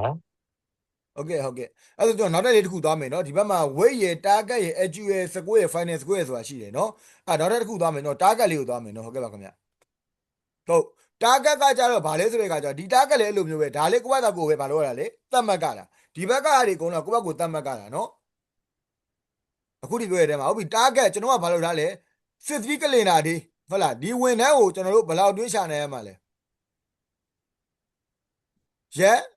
ကလန်နာလေး60တွင်ဟုတ် ဟုတ်လားရက်60တွင်းရှာနိုင်ရမှာကျွန်တော်ဟိုဟာပြီးခဲ့တဲ့တစ်ပတ်ကပြောတာမှတ်မိလားမသိဘူးအဲ့ဒါဆိုရက်60တွင်းရှာနိုင်မယ်ဆိုရင်ဒီကောင်ကနဲလေကောင်းနေလားများလေကောင်းနေလားရက်ကဥပမာ နဲလေကောင်းလေ ကောင်းလေးပါဆရာ เนาะအဲ့ဒါရက်60ရှာမဲ့သူကို target ကပါလေဘယ်သူကတတ်မှတ်ကလေ target ကကြတော့ဝန်ထမ်းတွေကတတ်မှတ်တာလား မဟုတ် ဘယ်ကတတ်မှတ်မှာလဲ စီရပါ ဟုတ်တယ်เนาะ HOD ကနေပြီးတော့တတ်မှတ်ကမှာအခုချိန်ထိเนาะ weight တို့ target တို့ကဘယ်သူကတတ်မှတ်ကမှာလဲ HOD ကနေပြီးတော့တတ်မှတ်ကမှာရတယ်เนาะအဲ့ဒါကျွန်တော်တို့က target မှာဘယ်လောက်ပေးထားလဲ तू က60နှစ်လအတွင်းမှာဒီလူဝန်ထမ်းကိုရှာဖွေနိုင်ရမယ်ဟုတ်ပြီကျွန်တော်တို့ကရက်80ဖြစ်သွားရဆိုရင်အဲ့ KPI ကကောင်းမှာမလား မကောင်းပါဘူးဆရာ ကောင်းပါဘူးဆရာ ရက်50ဆိုရင် နည်းနည်းကောင်းတယ်ပါဆရာဟုတ်ကဲ့ ဟောရက်40ဆိုရင်တော့ ပိုကောင်းတယ် ကောင်းတာတော့မှန်တယ်เนาะဟုတ်ပြီเนาะအဲ့ဒါဆိုရင်ဒါ target ဒါရပြီเนาะတဘောရတယ်เนาะ target မှာเนาะဟုတ်ပြီပြီးတော့ဒီမှာအောက်မှာကြောက်ပါလေ performance score new employee within statement ဘယ်လောက်ရခိုင်နှုန်းလဲ80ဟုတ်လားအဲ့ဒါဒီကောင်နဲလေကောင်းနေလားများလေကောင်းနေလား performance score က ညားလေ ညားမှကောင်းမှာ များလေကောင်းလေเนาะ okay ကျေးဇူးအဲ့ဒါလေးတရား clear ပြောလို့လေများလေကောင်းနေဆိုရင်အဲ့ဒါကျွန်တော်တို့က performance score ဆိုရင်ကျွန်တော်ကများလေကောင်းနေပေါ့တရားခိုင်နှုန်းပြည့်မကောင်းဘူးလားကောင်းတာပေါ့ဟုတ်တယ်เนาะဟုတ်ပြီအဲ့ဒါဆိုရင်ကျွန်တော်ပြောမယ် trainee hour per employee year ဟုတ်တယ်เนาะကျွန်တော်တို့ဗာပြထားလဲ target ကိုဘယ်လောက်ပေးထားလဲ နိုင်40 နိုင်40တစ်နှစ်ကိုဘယ်လောက်တက်ရမှာလဲနိုင်40 40 အဲ့ဒါဒီကောင်ကရောနဲလေကောင်းနေလားများလေကောင်းနေလား များလေကောင်းတယ် နားလေကောင်းပြီဆရာ ဟုတ်တယ်နော် तू ကတစ်နှစ်ကိုနိုင်40မဟုတ်ဘူး तू ကတင်တန်းနေရှိမှအကုန်တက်တယ်ကိုစီကိုတင်တန်းနေ join နေနိုင်40ပဲဒါတိုင်း50တက်တယ်ဆို तू တို့ KPI ကောင်းလားမကောင်းလား ကောင်းပါ ကောင်းပါ လေ ဘူးဆရာ ကောင်းတယ်နော်အဲ့ဆိုရင် तू ကကြတော့များလေကောင်းနေဟုတ်ဘူးတင်တန်းကိုအချက်ရောနိုင်35နိုင်ပဲတက်တယ်ဆိုရင်ရောကောင်းလား တိတ်မကောင်းပါဘူးဆရာ မကောင်းเนาะ okay အဲ့ဒါတော့ဟုတ်ပြီပြီးလို့ရှိရင် before and after ရဲ့သူရဲ့ productivity ပေါ့เนาะပြောမယ်ဆိုရင်တော့ rate ပေါ့ ratio ကိုကျွန်တော်တို့က50ပဲကျွန်တော်တို့ကလိုချင်တာဝန်ထမ်းတစ်ယောက်စီကနေပြီးတော့50ရာခိုင်နှုန်းပဲလိုချင်တာအဲ့ဒါရောများလေကောင်းနေလားနည်းလေကောင်းနေလား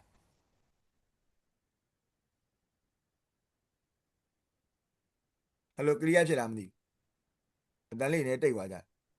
ဝန်ထမ်းတင်တန်းပေးပြီးတဲ့အချိန်မှာပေါ့เนาะဝန်ထမ်းတစ်ယောက်ရဲ့ productivity ပေါ့ performance ပေါ့သူတို့ရဲ့စွမ်းဆောင်ရည်ကိုကိုရီးယား50ရာခိုင်နှုန်းပုံမကောင်းနေခြင်းတယ်အဲ့ဒါဆိုရင်ဒီကောင်ကရောများလေကောင်းနေလားနည်းလေကောင်းနေလား များ ညာ မှာ လေ ကောင်း နားလေကောင်း အားလေကောင်းလေဗောကျွန်တော်တို့က90နှုန်းကျသူတို့ကသူ့ရဲ့ performance က80ရာခိုင်နှုန်းတက်တယ်ဆိုရင်ကောင်းလားမကောင်းလား ပို ကော ကော င်း င်း ပါ ကောင်းတာဗောတကယ်လို့30ရာခိုင်နှုန်းပဲဆိုရင်ကောင်းမှာမလား မကောင်းပါ ကောင်းပါ မကောင်းဘူးနော်စသည်ဖြင့်သဘောပေါက်တယ်နော်ဒါအကုန်လုံးနိုင်ဆိုအဲ့ဆိုရင်နည်းလေကောင်းနေတာများလေကောင်းနေတာဆိုကျွန်တော်တို့ကတည်ထားဖို့လိုအပ်တယ်ဟုတ်ပြီကျွန်တော်တို့က individual development plan နဲ့ပတ်သက်ပြီးတော့ကျွန်တော်တို့ဘက်ကနေပြီးတော့90ရာခိုင်နှုန်းကျွန်တော်ကဖြစ်ရှင်တယ်ဟုတ်တယ်ဟုတ်ကောင်းသိခြင်းတယ်ဒီကောင်ကနည်းလေကောင်းနေလားများလေကောင်းနေလား များလေကောင်း များလေကောင်းနေပဲ100ဆိုရင်ကောင်းတာဗောဟုတ်တယ်မလား80ဆိုရင်တိတ်မကောင်းတော့ဘူးဗောပြီးတော့ဘာဖြစ်လဲကျွန်တော်တို့ဒီ employee နဲ့ပတ်သက်ပြီးတော့ဒီကိုယ့်ရဲ့ coaching program သင်တန်းတွေနဲ့ပြီးတာနဲ့ပတ်သက်ပြီးတော့သူတို့ကို participate ပို့လို့စေခြင်းတယ်ရာခိုင်နှုန်းကတော့90ရာခိုင်နှုန်းလို့ပဲပြောထားတယ်အဲ့ဒါနည်းလေကောင်းနေလားများလေကောင်းနေလား များလေကောင်းလေ ညာလေကော များ င်း လေ ညာလေကောင်းလေ တယ်နော်များလေကောင်းလေဘာဖြစ်လဲဟုတ်တာဗော coaching program ကြီးကိုငါတို့100ရာခိုင်10ယောက်မှ9ယောက်ပဲမဝင်နဲ့10ယောက်မှ10ယောက်လုံးကစိတ်ဝင်စားလာပြီဆိုရင်ပိုမကောင်းလား ကောင်းပါလေ ကောင်းလာပြီဟုတ်တယ်အဲ့ကြောင့်ဘာဖြစ်လဲ तू ကလည်းများလေကောင်းလေပဲဟုတ်ပြီအောက်မှာကျတော့ retention rate တော့ကျွန်တော်တို့ဝန်ထမ်းတွေထွက်တာ retention rate အနေထားနဲ့အကုန်လုံးအနေထားနဲ့ဆိုရင်ကျွန်တော်တို့က 2% အများဆုံးပဲကျွန်တော်ကတတ်မှတ်ထားခြင်းတာအဲ့ဒီကောင်ကရောနည်းလေကောင်းနေလားများလေကောင်းနေလား နဲမှာ နဲလေ နဲမှာကောင်း နည်းပါကောင်းဟုတ်တယ်နော်ဗာကိုယ့် company ကဝန်ထမ်းတွေထွက်တာလေအကို engagement ညံ့လို့ပေါ့ဟုတ်တယ်မလား retention plan မကောင်းလို့ပေါ့ဟုတ်တယ်ဟုတ်အဲ့ဆိုဒီကောင်က 2% နဲ့ 3% ဆိုကောင်းမှာမလား မကောင်းပါဘူး ကောင်းမှု1% ဆိုရော နည်းနည်း ဒီလိုဆိုရင် ပိုကောင်းပါ ပိုကောင်းတာပေါ့အဲ့ဒါဒီ concept ကိုရတယ်နော်သဘောပေါက်တယ်နော် ဟုတ်ကဲ့ပါဆရာ ဟုတ်တယ်နော်ဟုတ်ပြီအဲ့ဒါရင် weight ကဘယ်သူချမှတ်တာလဲ ကိုတိုင်းဒီ weight KPI ဘယ်သူချမှတ်တာလဲဝင်ထဲကချမှတ်လို့ရလား မရပါဘူး မရဘူးနော် target ကောဝင်ထဲကချမှတ်လို့ရလား မရပါဘူး အခုဆိုပါပြီလေ weight ကော KPI ရော target ကောတေချာ clear ဖြစ်တယ်နော်နားလေတယ်နော် ဟုတ် ဟုတ် ကဲ့ ကဲ့ပါဆရာ အဲ့ဒါ weight ရော KPI နဲ့ target နဲ့က HOD ကချလာဟုတ်ပြီနော်ရတယ်နော် ဟုတ်ကဲ့ပါဆရာ အဲ့နောက်တစ်ခုသွားမယ်နော်အဲ့ဆိုနော်ဟုတ်ပြီအကျူဝယ်ဆိုတဲ့ဟာဘယ်သူကချလာလဲဆွေးနွေးပါအောင်အကျူဝယ်ဆိုတာဘယ်သူကချလာ အမ်ပလိုင်နေဖြစ်လာတာတကယ်ဆရာ ကောင်းလိုက်တာအားတွေတော်တော်ရှိလာပြီ share လုပ်ရတာအဲ့ဒါတေချာလေး clear ဖြစ်ဖို့လိုတယ်နော်အကျူဝယ်ကျတော့ဘယ်သူချရတာလဲအမနာနဲ့နော်ဆွေးနွေးလို့ရတယ်နော်ကို့အမြင်ကိုဆွေးနွေးလို့ရတယ်ဘာလို့ဆိုကျွန်တော်တို့ဒီတင်တန်းဆိုတဲ့နှစ်ပတ်တာလေးအတွင်းမှာပထမရဲ့အပတ်ကပထမပြီးခဲ့တဲ့တစ်ပတ်ကမြောက်မှုလုပ်ခဲ့တဲ့အခြေခံတွေ foundation တွေကိုတေချာလေးရတယ်ဆိုလို့ရှိရင်ဒါတွေအကုန်လုံး AC ဖြစ်သွားမှာအခုဆိုတော်တော်လေးပြီးခဲ့တဲ့တစ်ပတ်ကပြောပြထားတဲ့ဟာတော်တော်လေးနားလေးတွေအတွက်ကြောင့်မလို့အခုဆိုဒါတော်တော်လေးဆွေးနွေးနိုင်နေတာနော်အဲ့အကျူရတွေကဘယ်သူကချရလဲကျွန်တော်ပြီးခဲ့တဲ့တစ်ပတ်ကပြောပြပေးခဲ့တယ် ဝန်ထမ်းချတာ performance performance ဟုတ်ပြီကောင်းတယ်โอเคကျေးဇူးတင်တယ်ဒီလောက်ဆိုတော့ပြည့်စုံပါတယ်အကျူရဆိုတဲ့ဟာကတော့ HOD ကချလို့ရလား မရပါ မရဘူးနော်အဲ့ဒါအကျူရဆိုတာကနာမည်ကပါလေအကျူရလေဟုတ်တယ်မလားကျွန်တော်တို့ကပြောရလေ KPI ဆိုတာကလူကတိုင်းတာလား system ကတိုင်းတာလား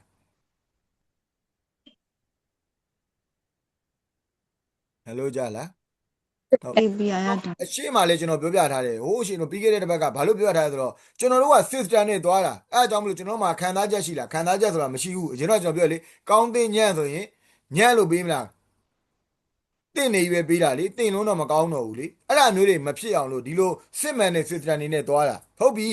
ဒါတွေကဘယ်ကနေပြီးတော့လာလဲလို့မလို့လို့ချင်းတော့ခုနကပြောလိုမျိုးပဲဒါဝန်ထမ်းတူတယောက်ချင်းတည်းရဲ့သူတို့ရဲ့လှုပ်ဆောင်ချက်တွေကနေပြီးတော့ပဲလာတာတော့ပေါ့လားမသိဘူး ဟုတ်ကဲ့ပါဆရာ နော်သဘောပေါက်လားမသိဘူးနော် အဓိကပြောပြချင်တာကတော့ဒီဝန်ထမ်းတူတယောက်ချင်းတည်းလောက်ထားတဲ့အရေးချင်းပဲအဲ့တော့သူတို့ကညင်းလို့ရလားထားပါတော့ဥမာကျမကောင်းနေတာနဲ့ကျမဘာလို့မကောင်းပေးရလဲကျမဒီမှာပြည့်နေရတဲ့ဘာလို့မပြည့်ဘူးလို့ပေးရလဲလို့သူညင်းလို့ရပါမလား မရပါဘူး မ ဆ ရ ရာ ပါ တကယ်လို့ညင်းခင်ရော data နဲ့ပြလို့ရလားမရဘူးလား ရပါတယ်ဆရာ ဥပမာကျွန်တော်အခု data နဲ့ပြပေးမယ်ဟုတ်ပြီမင်းကိုဝန်ထမ်းခန့်ခိုင်းထားတာဘယ်လောက်လဲ2လအချိန်ပေးထားတယ်ဟုတ်တယ်ဟုတ်နော်ငါတို့ဘက်က target သတ်မှတ်ပေးထားတယ် HOD က target သတ်မှတ်ပေးထားတာကမင်းကို2လနဲ့ဒီဝန်ထမ်းတွေရအောင်ခန့်လို့ပြောထားတယ်ဟုတ်လာ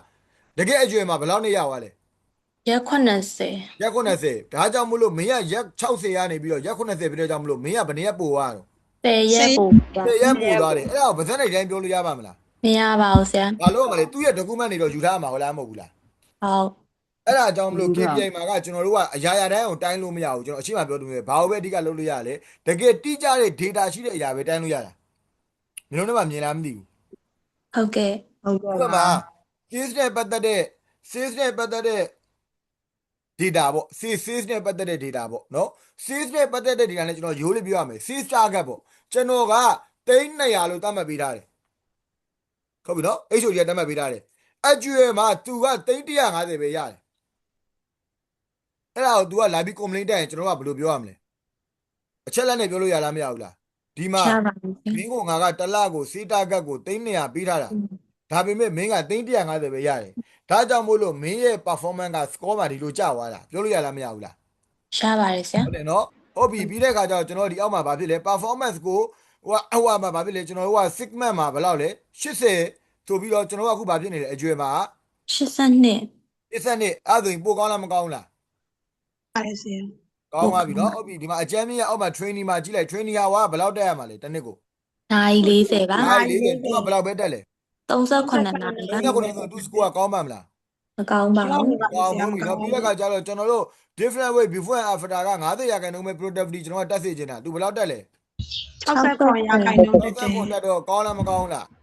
ကောင်းပါတယ်ဆရာ ကောင်းပါတယ် ဘောပြောမယ်ဆို individual ဘာလဲ individual development plan မှာကြားတဲ့အခါကျွန်တော်90ရာခိုင်နှုန်းဖြစ်စေချင်တာ तू ကဘယ်လောက်ပဲရှိတယ် 80ပဲရှိတယ် ဟုတ်လား ကြပါတယ် သိမကောင်းဘူးဆရာ participate လုပ်တဲ့ employee participate လုပ်တဲ့ career coaching program မှာကျွန်တော်က90ရာခိုင်နှုန်းထိမျှော်လင့်ထားတာ तू က80ရာခိုင်နှုန်းမရဘူး 74ပဲရတယ်ဆိုတော့ ဟောကိုချင်းက74ဟုတ် အဲ့တော့ကောင်းလားမကောင်းလား မကောင်းပါဘူး အဲ့တော့ तू ကိုချပြလို့ရလားမရဘူးလား ရ ရ ပါ ပါ တ တယ် ယ်ဆရာ ဝန်ထမ်းတို့တယောက်ချင်းဒီကိုမှမျက်နှာလိုက်ပါလေရှိတော့လား तू ကိုပြောလို့ရလား तू ကတော့မျက်နှာလိုက်တယ် तू နဲ့ဘာတော်လို့ तू ကိုဘယ်လိုကောင်းလို့ तू ကတော့ဟိုတယောက်ကတော့ तू ကိုဘာလိုအပ်တာအကုန်လုံးလုပ်ပေးလို့ဝေယဝိသလုပ်ပေးလို့ဟိုတယောက်ကကြတော့ချောလို့ဟိုတယောက်ကကြတော့ရုပ်ဆိုးလို့အဲ့ဒါတွေရှိတော့မလား ရှိတော့ပါဘူးဆရာ ဒီတောင်းလေဒီမှာစစ်မှန်တဲ့ system တစ်ခုပါသွားဖြစ်တဲ့အတွက်ကြောင့်မလို့ဒါကဒီ actual တွေဟာကိုတီးဖို့တော့ကျွန်တော်မှဘာတွေတော့ရှိရမှာလဲ တေချာရတာက data တွေတော့ရှိရမှာပေါ့ဟုတ်တယ်ဟုတ်သူ data မရှိရင်တော့ကျွန်တော်သွားပြောလို့ရပါမလားရန်တမ်းပြီးတော့ မရပါဘူး မရဘူးကျွန်တော်အဲ့ data တစ်ခုချင်းစီတော့ဘာလို့ရမှာလဲပြုစုထားရမှာအဲ့ဒီတက်ဆိုင်ရာဒီအနောက်မှာ attachment ကဘာလို့ရမှာလဲတိုးရထားရမှာဝန်ထမ်းကစားခေါ်ခိုင်းထားတယ်ရက်60ပေးထားတယ် January ကနေစားခေါ်ခိုင်းတယ် January February မှာဒါပေမဲ့သူက February မှာမဟုတ်ဘဲနဲ့ March လ10ရက်နေ့ကျမှသူဝန်ထမ်းခေါ်တာပြီးသွားတယ်အဲ့ data တင်ထားမှာမဟုတ်လား ဟုတ် အဲ့ ကဲ့ လိုကတ်ထားမယ်မောင် A မက် A မက် B မက် C စသည်ဖြင့်အဲ့ဒါဆိုရင် तू ကဓမ္မဒါ performance သူတို့ပြီးလို့ရှိရင်တခါတည်းဒါနဲ့ပွင့်လင်းသွားချပြလို့ရလားမရဘူးလား ရပါတယ် မင်းတို့ score ကတော့ဒီလောက်ရတယ်ဘာကြောင့်လဲမင်းတို့ဒီမှာဒါမျိုးထိလို့ဒါဆိုရင်တော့တေချာကြိုးစားဟုတ်တယ်ဟုတ်အာဒီဒီရရနော် ဟုတ်ကဲ့ ဟုတ်ကဲ့ နော်ဒီဒီရရနော်ဒီဒီရတယ်ဒီဒီရဆိုလို့ပြောချင်အဓိကကအကျူရဲကိုနားလေပြီနော်အကျူရဲကဘယ်သူပေးတာလဲ ဝန်ထမ်းရဲ့ performance ပါဟုတ်ကဲ့ ဝန်ထမ်းရဲ့ performance နော်အဲ့ဒါကသူ့ရဲ့အကျူရဲ performance ကိုပြောတာနော်ဟုတ်တယ်နော် target ကကျွန်တော်ဘယ်သူပေးတာလဲ HOD HOD ပေးတယ် HOD တွေကပေးရမှာမှန်တယ် HR ဆိုလဲ HR ဌာနပေါ့တကယ်လို့ HR ဌာနမဟုတ်ဘူးစေးဌာနကို HR သွားပေးလို့ရမလား မရပါဘူး HOD ရပါဘူးသက်ဆိုင်ရာ HOD ပြီးတော့တတ်မှတ်ပေးတာ weight of KPI ရဲ့ target ရဲ့သက်ဆိုင်ရာ HOD ကနေတတ်မှတ်ပေးတာအကျူရကြတဲ့ခါကျတော့တတ်မှတ်ပေးထားတဲ့တောင်းပေးထားတဲ့ဝန်ထမ်းကိုယ်တိုင်လှုပ်ထားတဲ့ result ကိုဖော်ပြပေးတာဘယ်သူမှပေးထားတာမဟုတ်ဘူးကိုလှုပ်တဲ့ဟာကိုကိုရတယ်တော့ပေါ့လားမသိဘူးဒါမှပဲ performance ဖြစ်မှာပေါ့ဟုတ်တယ်မလား key performance indicator ဆိုတာဖြစ်မှာပေါ့ဟုတ်တယ်မလားနော်ရရနော် ဟုတ်ကဲ့ပါဆရာ ဒီဒီရလားမသိဘူးခင်ဗျာဟုတ်ကဲ့အဲ့ဒါကျွန်တော်ဒီဘက်က score လေးကိုသွားမယ် score ကဘာမှမဟုတ်ဘူး तू ကအမြောက်နဲ့အစားပဲပါတယ်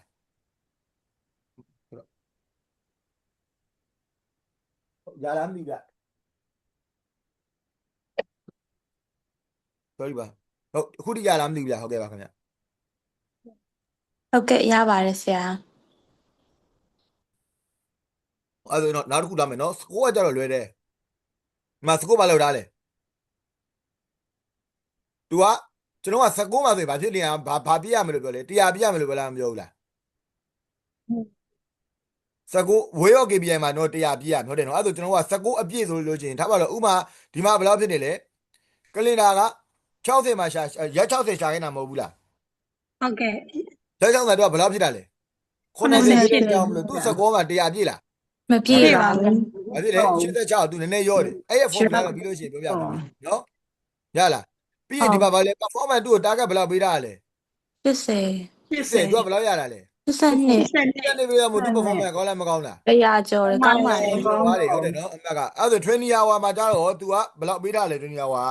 နိုင် 40 ပြီ 40တက်ရမှာအဲ့ဒါ तू ဘယ်လောက်ပဲတက်လဲ 39နိုင် 9နိုင်ပဲတက်တော့သူ့ရဲ့ performance ကောင်းလား မကောင်းပါဘူး နိုင်တယ်မစိုးတရားတော့ပြည့်လားတရားအောက်တော့ကြတယ်ဒါပေမဲ့ခုနကပြောတဲ့ရိုးလေးတော့9 30ခွန်ဖြစ်တဲ့အကြောင်းမလို့ तू ကတော့နည်းနည်းအချိန်တော့နည်းနည်းကောင်းနေသေးတယ်အဲ့မှာ30ခွန်မဟုတ်ဘဲနဲ့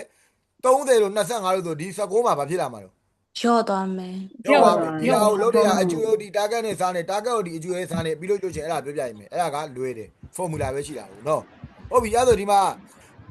productivity before and after တင်တန်းပေးပြီးတဲ့အချိန်မှာဝန်ထမ်းတူတယောက်ချင်းနဲ့စွမ်းဆောင်ရင်တိုးတက်လာမှု90ရာနေပြီးတော့မျှော်မှန်းထားတဲ့က तू ကဘယ်လောက်တောင်တက်လာလဲ 60 90ကိုတက်လာတော့သူ့ရဲ့ score ကကောင်းလားမကောင်းလား ကောင်းပါတယ် အတွက်တွေမားနေမယ်နော်စကောက100တီပဲထားတယ်ဆိုပြီးတော့မလုပ်နဲ့နော်ဝေးရော့ KPN ရဲ့လားအားလုံးပေါင်း100ပြည့်ကမှာစကောကတူကလည်းတူထူးကြုံလို့ရှိရင်တူကတူအများကြီးတက်သွားလို့ရတယ် ဟုတ် ပြီးပြန်ချားနိုင်ရင်တော့အဲ့ဒီမှာတတ်မှတ်ထားတဲ့အမှတ်ကိုရမှာပဲနော်ပြီးပါပြီလေကျွန်တော်ပါပြီလေ individual development plan ဘာပြောထားလဲ90ရာခိုင်နှုန်းလို့ 60ရာခိုင်နှုန်း တော့ဘယ်လောက်ပဲအကျိုးမှာဖြစ်လဲ 80ရာခိုင်နှုန်း 80ပဲဖြစ်တော့ကျွန်တော်တို့က 100အောက်ကိုရောက်ပါတယ် ရအောက်ရောက်တာဗောဟုတ်တယ်နော်ဒါကို KPN နဲ့ထိတာဗောဟုတ်ပြီပြောလို့ချင်း participate ဒီ career coaching program ဒီ employee တွေ participate လုပ်တဲ့ percentage ကဘယ်လောက်လဲ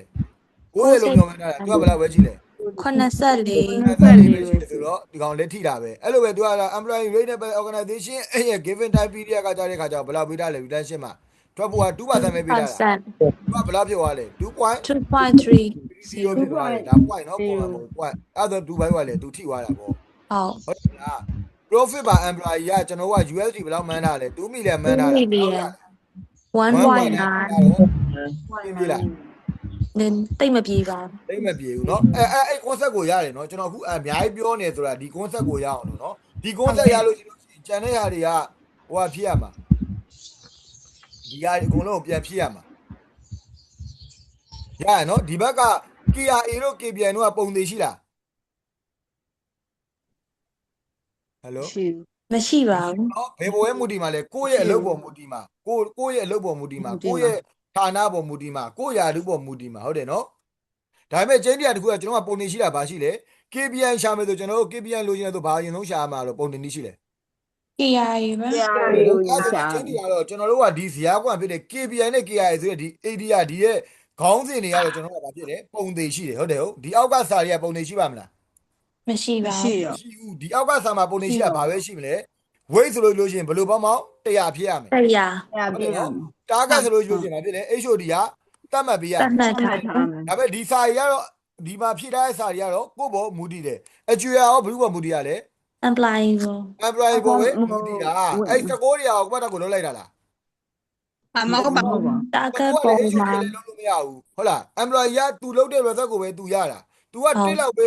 လုပ်ပြီးတော့ तू က9လောက်လိုချင်လို့ရပါမလား မရပါဘူး မရဘူးအဲ့လိုပဲ30လောက်လုပ်ထားတဲ့ तू က9လောက်ပဲယူမယ်ဆိုရင်ရလား မရပါဘူး မရဘူးเนาะကိုလုပ်တဲ့ result တိုင်းပဲကိုရမှာကိုဘာလုပ်ထားလဲဒါကိုပဲရမှာဖြစ်တယ်เนาะရတယ်เนาะဒီတိရရเนาะ ဟုတ်ကဲ့ ဟုတ်ပြီကျွန်တော်တို့ကဘယ်လိုတွက်လဲဒီမှာကျွန်တော်မှပြောရထားတယ်ဗာပြောထားလဲ HUA ကိုဒီ target နဲ့စားတာမဟုတ်လားမကြီးကျွန်တော်တို့ကဒီကောင်ကနဲလေကောင်းနေလားများလေကောင်းနေလား ကကြတော့ ညာ target တယ် ကဘောလုံးကကြည့်လိုက်ကလင်နာ60ကနေပြီးတော့80ပြောလာများလေကောင်းနေလားနဲလေကောင်းနေလား နည်းလေက စားပြီပါ နဲလေကောင်းနေဆိုတော့ကျွန်တော်တို့ကစားကြည့်ပါအောင်ဘယ်ရောက်ဒီဘာနဲ့စားမလဲနဲလေကောင်းနေဆိုရင် နဲလို့ ကျွေရ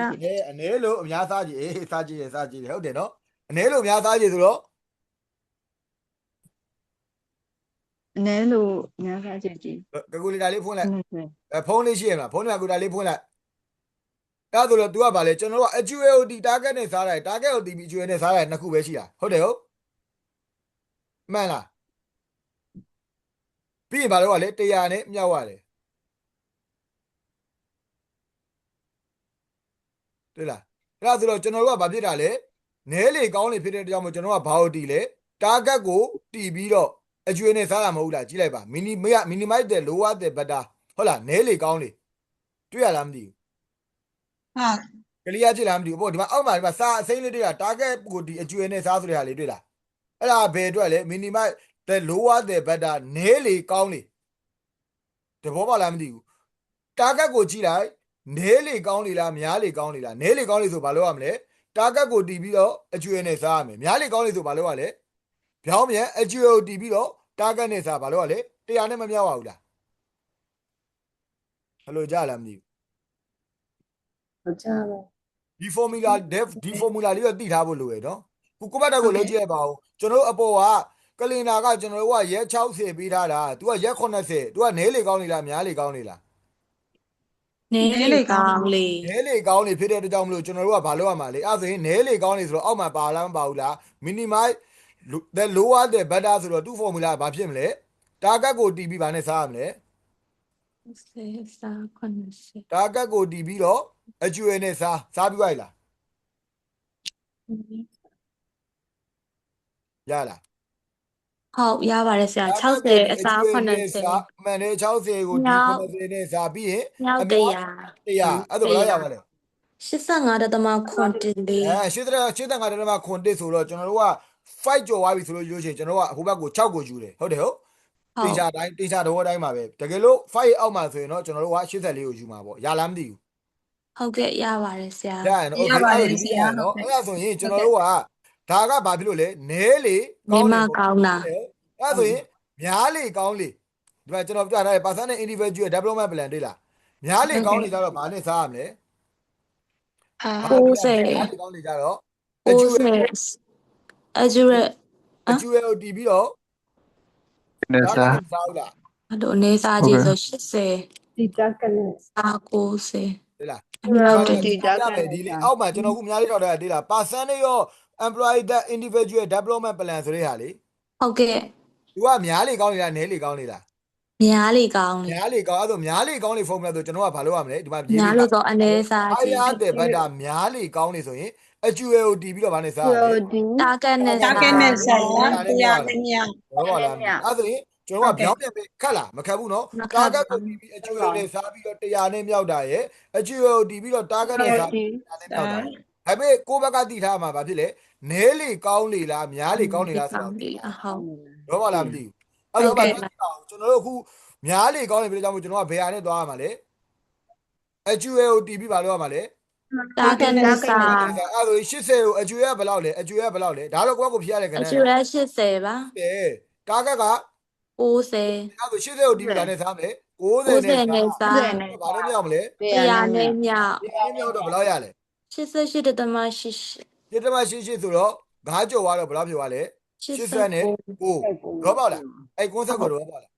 6 ရလားဒီကောင်ရဖို့လို့ရတော့ဒီ formula တော့တည်ထားဖို့လို့တယ်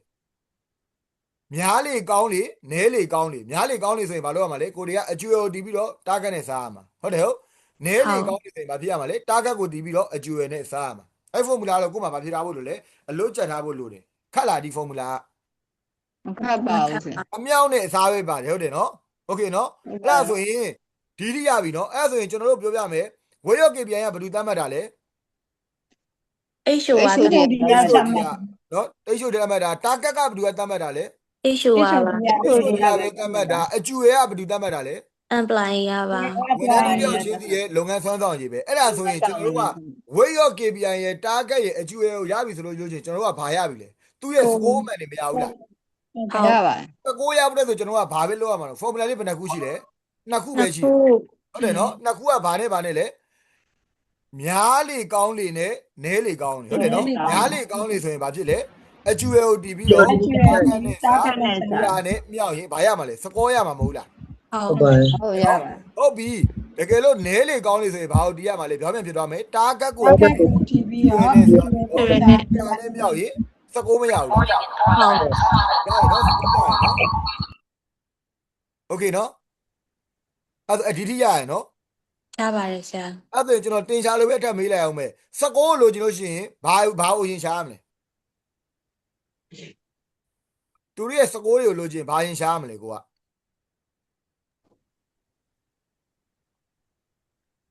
accurate အုံနောက်အေးလေးစဉ်းစားနော် ဟုတ် ဒီ ရှာ ပြောတာလေဒီ16ကိုလို့ချင်းတင်ရှာလေးပဲရှင်းလေးပဲ16ကိုလို့ချင်းဘာရှားရမလဲဒီ16ဆိုတာယူရဖို့ရရှိမှရမှာလေ target နဲ့ accurate ရှိမှရမယ် တာကတ်နဲ့အကျွေးရှိမှရမှာအဲ့ဒါတော့ပေါက်တယ်နော်ပေးခြင်းနဲ့ message ကပါလေဒီ score ကိုထွက်ဖို့အတွက်ဟုတ်တယ်ဟုတ်ကျွန်တော်တိဆောက်ခဲ့တာအများကြီးပဲဟုတ်တယ်ဟုတ် KRA တွေရှာ area တွေရှာတယ် performance indicator တွေမသုံးဘူးလားပြီးတော့ KPI တွေကျွန်တော် HOD မသတ်မှတ်ပေးဘူးလား target တွေမသတ်မှတ်ပေးဘူးလားပြီးတော့ဝန်ထမ်းတို့တယောက်ချင်းချင်းဆွမ်းဆောင်တွေမရဘူးလားဒါတွေရတော့မှ score ကိုကျွန်တော်မလုပ်လို့ရလဲရှာလို့ရလားတဘောပေါက်လားမသိဘူး ဟုတ်ကဲ့ပါဆရာ ဟုတ်တယ်နော် okay နောက်တစ်ခု final score ပေါ်လာပြီတဲ့လား ဟုတ် final score ကဘယ်လိုရရထင်တော့ဒီမှာဘယ်လောက်တရလဲ73တဲ့လားဒီမှာဘယ်လောက်လဲ15 15 ဒီမှာဘယ်လောက်လဲသူအမှတ်ဘယ်လောက်ရလဲအလုံးပေါင်း 95 95ဆိုတရားမှာ95ဆိုရင်သူကဂုံလူထွက်လားမထွက်ဘူးလား မထွက်ဘူး တရားမှာ95လေ ထွက်ပါလေထွက်ပါလေရှင် တရားမှာ95မှာဂုံလူမထွက်ဘူးလားအဲ့ကောင်တော့ဆိုးလေတော့ဆိုးလေကြီးတော့ဆိုးအဲ့တော့ကြီးကမလောက်ကြပါနဲ့ပြည့်တယ်ဆိုဂုံထွက်တယ်လေဟုတ်တယ်မလားဒါဆို तू ကထူးကြုံထဲမှာတော့နည်းနည်းပါသွားတယ်ဟုတ်တယ်မလား95ဆိုတော့နော်ဒီ final score ကဘယ်လိုရလောက်တာလဲဆိုတဲ့အခါကျတော့ final score ဘယ်လိုလဲဒီမှာကြည့်လိုက်ဘာနဲ့ပါလောက်တာလဲလွဲလား16နဲ့ weight နဲ့ကိုမြောက်လိုက်တယ်မြောက်ကြည့်လိုက်ပါဦးအဲ့ဒါ weight နဲ့ score နဲ့မြောက်မယ်ဆိုအပေါ်ဆုံးတက်မှာဆိုဘာနဲ့မြောက်ရမှာလဲ every တိုင်းမှာ weight ကဘယ်လောက်လဲ weight ကပြန်ဘယ်လောက်ထားပေးထားရလဲ 15 15ဟုတ်တယ်နော်15ထားပေးထားရနော်ဒီမှာတွေ့လား ဟုတ် formula လွယ်လေးနော်16ကိုရှာတယ် score ရှာတော့ဗာလေ HOD target စာ target ကိုဒီ HOD နဲ့စာ100နဲ့100နဲ့မြောက်ရယ်ပြီးလို့ရှိရင်16ရောက်သွားဆို final score ရှာတာကြတော့ဗာလေကိုပေးထားတဲ့ weight so KPI နဲ့ကိုရှာထားတဲ့ score ကိုဗာလုပ်မှာလေမြောက်မှာ မြတ် ဗာနဲ့ပြန်လုပ်မှာလေ100နဲ့ပြန်စားမှာလွယ်လား formula လွယ်လားဒါတက်လွယ်ရတော့မရှိတော့ပေါင်းနှုတ်မြောက်စားမှာအမြောက်နဲ့စားတော့ရရင်တော့အဆင်ပြေဟုတ်တယ်နော်အဲ့ဒါဆက်လို့ကြည့်ပါဦး weight ကဘယ်လောက်လဲ15 ပါတယ် 15ရယ်ဝေးဟိုစကူကဘယ်လောက်လဲ 86 15နဲ့86နဲ့မြောက်ဘယ်လောက်ရလဲ မြောက် 1290 အေး1990ဘာနဲ့စားမလဲ တရားနဲ့စား တရားနဲ့စားရင်ဘယ်လောက်ပြောရလဲ စနစ်တမ 9စနစ်တသမ 9ဆိုတော့9ကျော်လားကျော်တော့ဘယ် ပြော လောက် ပါ ဖြစ် လေ လဲ 73ယူလိုက်တယ် 73တော့ဘာလားမသိဘူးအဲ့မှာတွေ့လားအဲ့ဆိုရင် तू ကိုဝိသောကိပြတက်မှတ်ပေးထားတာဘယ်လောက်လဲ15တက်မှတ်ပေးထားတာဟုတ်တယ်ဟုတ် तू ကဘယ်လောက်ရလဲ 73ရ 73ပဲရတယ်ဘာကြောင့်လဲ तू ဒီမှာဘာဖြစ်လို့လဲအကုန်လုံးပြန်ချိန်ထားပြီးသားနော်တာဂက်မှာ तू ပြည့်လားကြော်သွားတာဟုတ်တယ်မလားရက်အနှင်းငယ်ကြော်သွားတော့သူ့ရဲ့ performance ကဘာဖြစ်သွားလဲ ကြာပါ တာသွားပြီဟုတ်ပြီအဲ့မှာတော့ခုထပ်ပြောပြီနော်ဒီတိရရနော် ရပါတယ် ဒီတိရဆိုရင်နောက်တစ်ခုထပ်ပြောပြပေးမယ်အဲ့ဒီမှာဘာကြောင့်မို့လို့ဒီမှာ73ပဲဖြစ်နေရလဲကျွန်တော်တို့ကဒီမှာဝေးရော KPI ကို15ပဲပေးထားတာဟုတ်တယ်ဟုတ်အဲ့ဒီနေရာကို30လို့ပြောင်းပေးကြည့်ပါလားပဲကြည့်ပါဦး30နဲ့30အမြောက်ပြောင်းနေပြီလားရလား30အမြောက် 30မြတ် 86ဟုတ်တယ်လား ဟုတ်ကဲ့80ချက် အစား အစားတရား တရားဘယ်လောက်ရလဲ 25.8 တော့လာမလို့25ဒသမ8ဖြစ်သွားပြီเนาะအဲ့ဒါဆိုရင်ဘာဖြစ်လဲ तू weight များလေလေသူ့ရဲ့ performance မပြည့်လို့ရှိရင်ဒီဘက်မှာ score ကဘာဖြစ်လေလေရောလေလေပဲမဟုတ်ဘူးလားရုံးထဲမှာမြင်လားမသိဘူးအခု weight so KPI 15ပဲပေးထားတဲ့အတွက်ကြောင့်မလို့သူ့ final score မှာဘယ်လောက်ပဲရောလဲကွာချက်တဲ့ difference ဘယ်လောက်ရှိလဲ ပဲရော ဒီပဲရှိတယ်30ဖြစ်သွားတဲ့အချိန်မှာဒီဘက်မှာ difference ဘယ်လောက်ကွာသွားလဲ 9လောက် ဘယ်ကွာသွားလဲဟုတ် ဟုတ် ဘောပါလားဘာကြောင့်လဲ weight ကိုများများပေးထားလေလေ ပေးလာလို့ရှင် အ final မား score ခံ မှာ ဖို့နည်းလေလေပဲ ဟုတ် ဒီလိုနဲ့မှမြင်လားမသိဘူးဒါကြောင့်မလို့ကိုတန်မိုးထားတဲ့ပုံမှာမူတည်ပြီးကိုကဘာပြရမှာလဲပေးရပါဟုတ်တယ်နော်အဲ့ဒါဆိုရင်ဒီမှာအောက်မှာတွေ့လားဟိုဟာလေ different in the rates of productivity ဆိုတဲ့ training program ဟာလေးတွေ့လား ဟုတ်ကဲ့ အဲ့ဒါဆိုရင်ထပ်ပြောမယ်နော်သူ့ကို weight ကဘယ်လောက်ပေးထားလဲ 30 30ပေးထားတယ်အဲ့ဒါဘာနဲ့ဘာနဲ့လောက်ရမှာလဲ formula က finance ကိုလိုချင်ရင်19နဲ့ ပုံနဲ့ weight နဲ့ ဝိ မြောက် နဲ့မြောက် အဲ့ဒါများကြည့်ပါဦး19ကဘယ်လောက်လဲ 134 134အမြောက်ဘယ်လောက်လဲ 30 30အဲ့ဒါဘာနဲ့ပြန်စားမှာလဲ 100နဲ့ပါ 100နဲ့ပြန်စားမယ်ဘယ်လောက်ရလဲ 73.4 စတုံးတက်မ4ဆိုတော့5ရဲ့အောက်ဆိုတော့ဘာပဲလဲ तू က 73 ပဲ73ဆို तू ရဲ့ weight ရော KPI ဘယ်လောက်ပဲသတ်မှတ်ပေးထားရလဲ 30 30တက်မှာ तू ကဘယ်လောက်တောင်ရရလဲ 73 ကောင်းလားမကောင်းလား ကောင်းပါတယ် အဲ့ဒီမှာ30မတက်မနဲ့ဒီမှာ30လို့ထားလိုက်30အမြောက်134အစား100လောက်ကြည့်ပါဦး 40.2 40 40.2 အဲ့ဒါ40တက်မှနေဆိုဒီမှာတွေမှာဖြစ်ပြီလေ performance က तू ကအရင်အဲ့တခွေနဲ့ထောင်မတက်နေဘူးလား ဟုတ် အဲ့ဒါဆိုဘာလုပ်ရမလဲကိုကချိန်ကြည့်ရမှာတော့ဘာလားမသိဘူး ဟုတ် ကို ကဲ့ ကောင်းရင်လေသူတို့အရင်ကောင်းသွားစီပဲသိလားအထိမခံဘူးဆိုလေအထိမခံဘူးအဲ့ဒါမျိုးဆိုရင်ကိုရီကဘာလုပ်ရမလဲအဲ့ performance အဲ့မှာ weight ရော KPI မှာကိုရီကချိန်ထားရမှာတော့ဘာလားမသိဘူး ဟုတ်ကဲ့ပါ ကိုမှထားပါတော့ကကိုယ့်ရဲ့ကုမ္ပဏီကဝန်ထမ်းခန့်တဲ့နေရာမှာတအားချာထူးလန်နေတာဝန်ထမ်းရွေးချယ်ခန့်ရပါလို့ရှိရင်တစ်လအတွင်းလည်းမရနှစ်လအတွင်းလည်းမရဘူးအဲ့လိုဆိုကိုရီကဘာလုပ်မှာလဲအဲ့ဒီဝန်ထမ်းကိုအဲ့အချိန်တွင်ရချင်တာဟုတ်တယ်ဟုတ်အဲ့ဒါဆိုတော့ဘာဖြစ်မှာလဲဒီမှာ weight ကိုဘာဖြစ်လဲကိုရီကများများသတ်မှတ်ပေးလိုက်မှာတော့ဘာလားမသိဘူးများများသတ်မှတ်ပေးလိုက်တော့သူတို့တွေကဒီထဲမှာရော့လေသူတို့ target ကိုမထိလေဘာဖြစ်လဲ performance ကိုကဘာဖြစ်လေလဲကြလေပဲတော့ဘာလားမသိဘူးဟုတ်ဒီရလားမသိဘူးဗျ ဟုတ်ကဲ့ဟုတ်ကဲ့ ဒီ ဆရာ ပြန်ပြောပြပါလားဆရာ ခုနဟာဟုတ်လားโอเค ဟုတ်အခုပြောတဲ့ဟာလေး အခုပြောလိုက်တဲ့ဟာโอเคပြောချင်တာကကိုကဝိတ်ကိုတတ်မှတ်လိုက်တယ်เนาะဥပမာကိုကကိုယ့်ရဲ့ကုမ္ပဏီကဝန်ထမ်းခန့်တာအရင်ညံ့တယ်သိလားဝန်ထမ်းတွေရှာသူလည်းမရှာနိုင်ဘူးโอเคဒီတိရလားမသိဘူး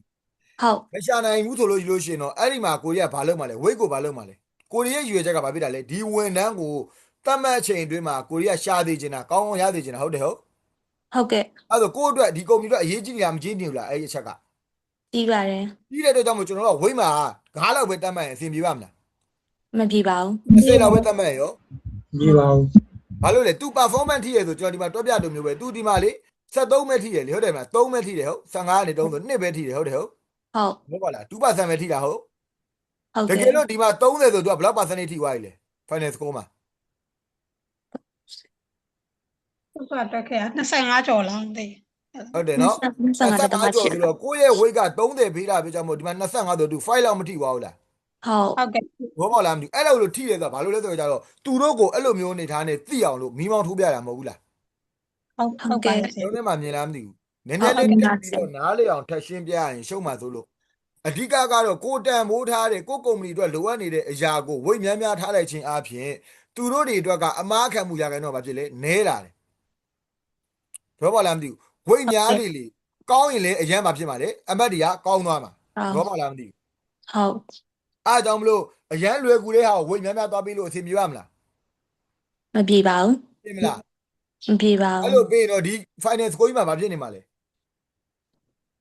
ထောင်တက်နေမှာ ညားနေမှာ ဟုတ်လားမသိဘူးဥပမာထားပါတော့ကွာဒါတက်ပို့ရှင်းအောင်ဆိုစေတာကတ်နဲ့ပြပြပေးမယ်စေတာကတ်မှာ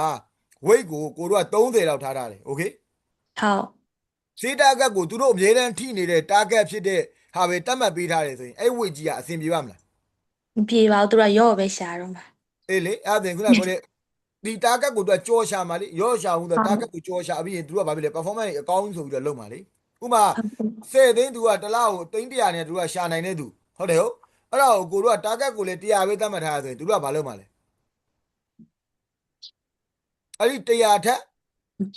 ရော့မလားသူတို့ target ကိုဟယ်လိုကလီယာကြလားမသိဘူးနည်းနည်းရှော့ရင်ပြန်ပြောပြမယ်နော်ဒီဝန်ထမ်းကျွန်တော်စီကဈေးဝန်ထမ်းကကျွန်တော်ဝန်ထမ်းမဲ့တာကျွန်တော်ကသိန်း100တစ်လောက်ကိုရှာနိုင်တယ်သိန်း100ကျွန်တော်ရှာနိုင်တယ်ဒါပေမဲ့ကျွန်တော်ကိုလည်းသတ်မှတ်ပေးထားတာက target ကလည်းသိန်း100ပဲသတ်မှတ်ပေးထားတယ်ကျွန်တော်အတွက်လွယ်နေလားခက်နေမလား လွယ်နေတယ် လွယ်နေတယ်လွယ်နေဒီ performance ကြီးကထိနေမလားမထိနေဘူးလားအမြဲတမ်း ထိနေမယ် ထိနေမှာပေါ့အဲ့100ဆို100သူကပုံမှန်ရှာနိုင်နေရလေအဲ့ဒီကြားမှာကျွန်တော်က100ရှာနိုင်တာအဲ့ဒါကို target သတ်မှတ်ပေးတဲ့ HOD က90ပဲသတ်မှတ်ပေးတယ်သူကအမြဲတမ်းထိနေမလားမထိနေဘူးလား ထိနေမှာပါ performance higher ပဲဖြစ်နေမှာမဖြစ်နေဘူးလား ဖြစ်နေမှာပါ အဲ့ဒါဆိုရင်ကျွန်တော်ကဘာလို့မှ target ဆိုတဲ့အမျိုးဆိုတာ target ဆိုတာကဘာလဲသူတို့ရဲ့စ조사မှုနဲ့ထိုက်တန်တဲ့အရာကိုပေးချင်တာဟုတ်တယ်မလားဥပမာသူတို့ပုံမှန်ရှာနိုင်တဲ့ဟာပဲကို target သွားထည့်ရင်တော့ အဲ့ကုမ္ပဏီခံဖို့ဟုတ်တယ်မလားသဘောပေါက်လားမသိဘူး ဟုတ် ဟုတ်ကဲ့ မဖြစ်နိုင်ကျွန်တော်တို့အရှိမဘာပြောထားလဲစမတ် KPI လို့ပြောထားလားမပြောထားဘူးလား ပြောထားပါတယ် S ကပါလေမတ်မိသေးလားမမတ်မိလေစာလေးပြန်ကြည့် specific တိကျရမယ် specific တိကျမယ် M ကပါလေ specific မရှာရပဲတိုင်းတာလို့ရ share ပဲ E ရပါလေ အချီပဲ အကြီးပဲဘာဖြစ်ရမလဲ ရအရှိပဲ လက်တွေ့ဆမ်းမယ်လေဟုတ်တယ်ဟုတ်ပြည့်ဘာဖြစ်လဲအားပါလေ ရလိပဲစိတ်တော်မှု ဘာ ရှိရ လို့ရမလဲတကယ်ကိုစီလွယ်ရမယ်ဟုတ်လားအဲ့ဒါကျွန်တော်တို့ကဖြစ်နိုင်တဲ့အရာတော့ပေးရမယ်လွယ်ကူနေလို့ရလား မရ အရင်လွယ်ကူနေတော့ကျွန်တော်တို့ဒီ KPI ချတာပဲအလကားဖြစ်နေမှာပေါ့ဟုတ်တယ်မလားဂုံတူးမှတ်ဆိုတာကျွန်တော်တို့10တန်းမှလို့ပေါ့ဗျာဂုံတူးမှတ်ဆိုတာကျွန်တော်ကြတော့ဝိတ်ပန်ဆိုတော့ ego မှာဆိုကျွန်တော်တို့က6ခန်းရှိတယ်ကျွန်တော်တို့က135ကြက်ရင်အောင်မရတယ် ego တွေပါလားတော့မသိဘူးအကြမ်းမြင်ရကျွန်တော်တို့ကနော်အဲ့ဆို135ကြက်လို့ရှိရင်ဘယ်လောက်ပေးရမှာလဲသူကအောင်မတ်ဆိုတော့50 60ပေးရမှာမဟုတ်လားဟယ်လိုကြလားဟယ်လိုကြလားဗျ အားပါဆရာ ကျွန်တော်ဥပမာတွေပေးနေရနော်ဥပမာပေးဆိုတာမျိုးလုံးနဲ့မြင်တာအောင်လို့135ဆိုရင်60ရမယ်ဒါပေမဲ့135မဟုတ်ဘူးနောက်ထပ်2ခန်းနောက်ထပ်3ခန်းအောင်ထပ်ချက်တဲ့ခါကျရင်တော့ကျွန်တော်တို့ကဘာဖြစ်လဲအဲ့ဒါရရမှာဂုံတူးမရမှာကျွန်တော်တို့ကတော့ပေါ့လားမသိဘူးဒီလို performance ဒါရီလုပ်တွေဆိုတော့လေအဲ့လိုမျိုးပဲလူတိုင်းလုပ်နေတဲ့ဟာအတိုင်းကြီးပဲအကုန်လုံးတွေကနေလွဲကူနေရဆိုရင်တော့ဒါကြီးက performance အကုန်လုံးပြည့်နေမှာ performance ဆိုရင်နောက်ကဘာ system ထည့်ရမယ်လို့ကျွန်တော်ပြောထားလေ performance ဆိုရင်ဘာပါတော့မှာလဲနောက်ကဟယ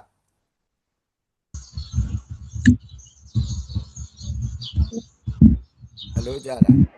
ကျွန်တော်ပြီးခဲ့တဲ့တစ်ပတ်ကတော့ပြောခဲ့တယ် performance ဆိုရင်ဘာပါမှာလဲဘာ system ပါမလဲ ဒီဝတ် reward system ပါမယ်ဒါဆိုရင်ဒီ performance တွေအမှတ်တွေကိုကြည့်ပြီးကျွန်တော်တို့ကစုပေးတံပေးတော့ရမှာမဟုတ်ဘူးလား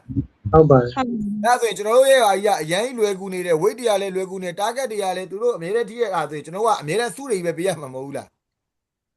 ဟုတ် ဒီလိုရဲ့ကြိုးစားအားထုတ်မှုလေးကိုတော့ထပ်ပြီးထည့်ထားရမှာပေါ့ဒါပေမဲ့ဘာဖြစ်ရမလဲသူတို့ကတစ်လောက်300ရှာနိုင်တဲ့ဟာဆိုလို့ရှိရင်ကျွန်တော်တို့က320လို့ထည့်လို့ရလားမရဘူးလားအဲ့ဆို relevant ဖြစ်လားမဖြစ်ဘူးလား ဖြစ်ပါတယ် ဒါပါသူတို့ဒီနေ့ဟိုပြောမယ်ဆိုရင်တော့300ရဲ့ပြောမယ်ဆိုရင်တော့ဒီကောင်က 20% ပဲရှိတာလေဟုတ်တယ်ဟုတ်20ရာနှုန်းပို့ကြိုးစားရင်တော့သူ KPI ထိမှာပေါ့သဘောပါလားမသိဘူးဒါမှမဟုတ်300ပဲရှာနိုင်တဲ့ကောင်ကျွန်တော်က300ပေးလိုက်ရော relevant ဖြစ်ပါမလားအတိတ်လေးပဲဖြစ်ပါမလားဖြစ်နိုင်ပါမလား မဖြစ်ပါဘူး ဖြစ်နိုင်ဘူးเนาะအဲ့ဒါကိုပဲကိုယ့်ဘက်ကနေပြီးတော့ချိန်ရမှာအဲ့ဒါကတော့ဘယ်ပေါ်မူတည်လဲကျွန်တော်လည်းချိန်ပေးလို့မရဘူးအဲ့ဒါတော့ကိုယ့်ရဲ့ company ပေါ်မူတည်တယ်ကိုယ့် company goals ပေါ်မူတည်တယ်ကိုယ့်ရဲ့ department ရဲ့ goals ပေါ်မူတည်တယ်ကိုသွားခြင်းတဲ့ပေါ်မူတည်တယ်ပေါ့ဒါကတော့ဖြစ်တင်ဖြစ်တိုက်တဲ့ဟာသူ့မှာဒီရည်ရှင်းရှိတယ်ထပ်လုပ်လို့ရတယ်ဆိုတဲ့ပုံစံမျိုးနဲ့ပဲသွားရမှာပေါ့เนาะဒီတိရလားမသိဘူးဗျာဟုတ် ရပါတယ်ဗျာ ရရနော်အကုန်လုံးရလားမသိဘူးဗျာဟုတ်ဒီနေ့ join တဲ့လူတွေအကုန်လုံးဟိုက campus မှာတက်တဲ့လူတွေရလားမသိဘူးခင်ဗျာဟုတ်ကဲ့ ရပါတယ်ဆရာ ဟုတ်ကဲ့ပါခင်ဗျာဟုတ်ကဲ့ဇုံကလူတွေရတယ်နော်ဟုတ်ကဲ့ ဟုတ်ကဲ့ဆရာဟုတ် ဟုတ်ကဲ့ပါဒါဆိုရင် finance ကိုကျွန်တော်တို့မရပါဘူးလားဒီမှာဗာရေးတာလေ finance go is due to determine bonus allocation salary increase and promotion ဟုတ်တယ်ဟုတ်ဒီ finance ကိုကြည့်ပြီးကျွန်တော်တို့ကပေးရတော့မှာလေအဲ့ဒါဒီတိရပါတယ်နော်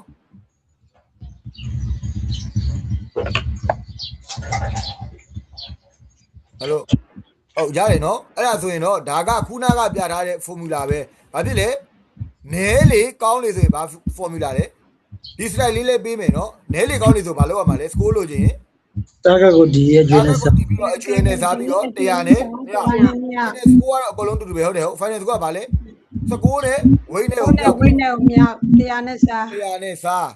ဒီ formula နှစ်ခုပဲရလားမသိဘူး ဟုတ်ကဲ့ okay ပြီးရင်နောက်တစ်ခုကြားတော့ဗာဖြစ်လဲကျွန်တော်တို့ကများလေကောင်းလေဆိုရင်ဗာဖြစ်လဲ အဂျီယိုဒီတာကနဲ့စား အကျွေးတီးပြီးတော့ target နဲ့စားရင်ဗာနဲ့မြောက်အောင်လဲ တရားနဲ့မြောက် မြောက်နော် final score ကကျွန်တော်အတူတူပဲဟုတ်တယ်ဟုတ်ဘယ်ပဲဖြစ်ဖြစ်များလေကောင်းလေပဲဖြစ်ဖြစ်နဲလေကောင်းလေပဲဖြစ်ဖြစ်ဘာတူလဲ final score ကတူလားမတူလား တူပါတယ် နော်အဲ့ဒါတော့ final score လို့ကျင်တော့ဗာနဲ့ဗာနဲ့လောက်ရမယ် score ကို မြောက်တရားနဲ့စား ကိုဝင်ရောက်ပြီးတော့100နဲ့စား စား ရလားမသိ ဟုတ် ဘူးညနေလွယ်သွားပြီစင်ပြေသွားပြီလားဒါဆိုကိုက KPI ချလို့ရပြီလား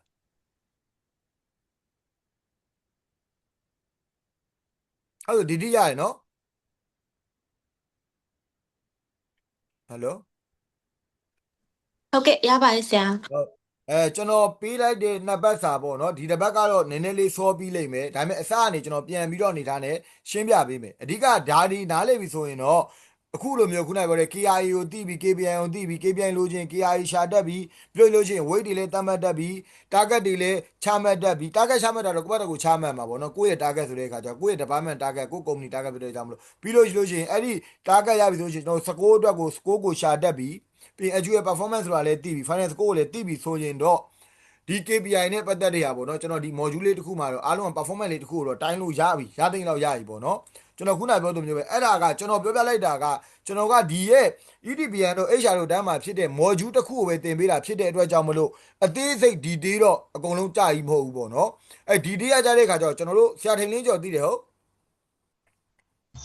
သိပါတယ်ဆရာဟုတ် ဒီအခြေခံရပြီဆိုလို့ရှိရင်တော့ဆရာထင်လင်းကျော် share ရင်းလုပ်တယ်အဲ့ကြရင်လေကျွန်တော်ကလည်းအဲ့ဒီမှာလုံးဝ participate နေတာနဲ့ကျွန်တော်လုပ်ပေးတယ်ဆရာတင်ကတော့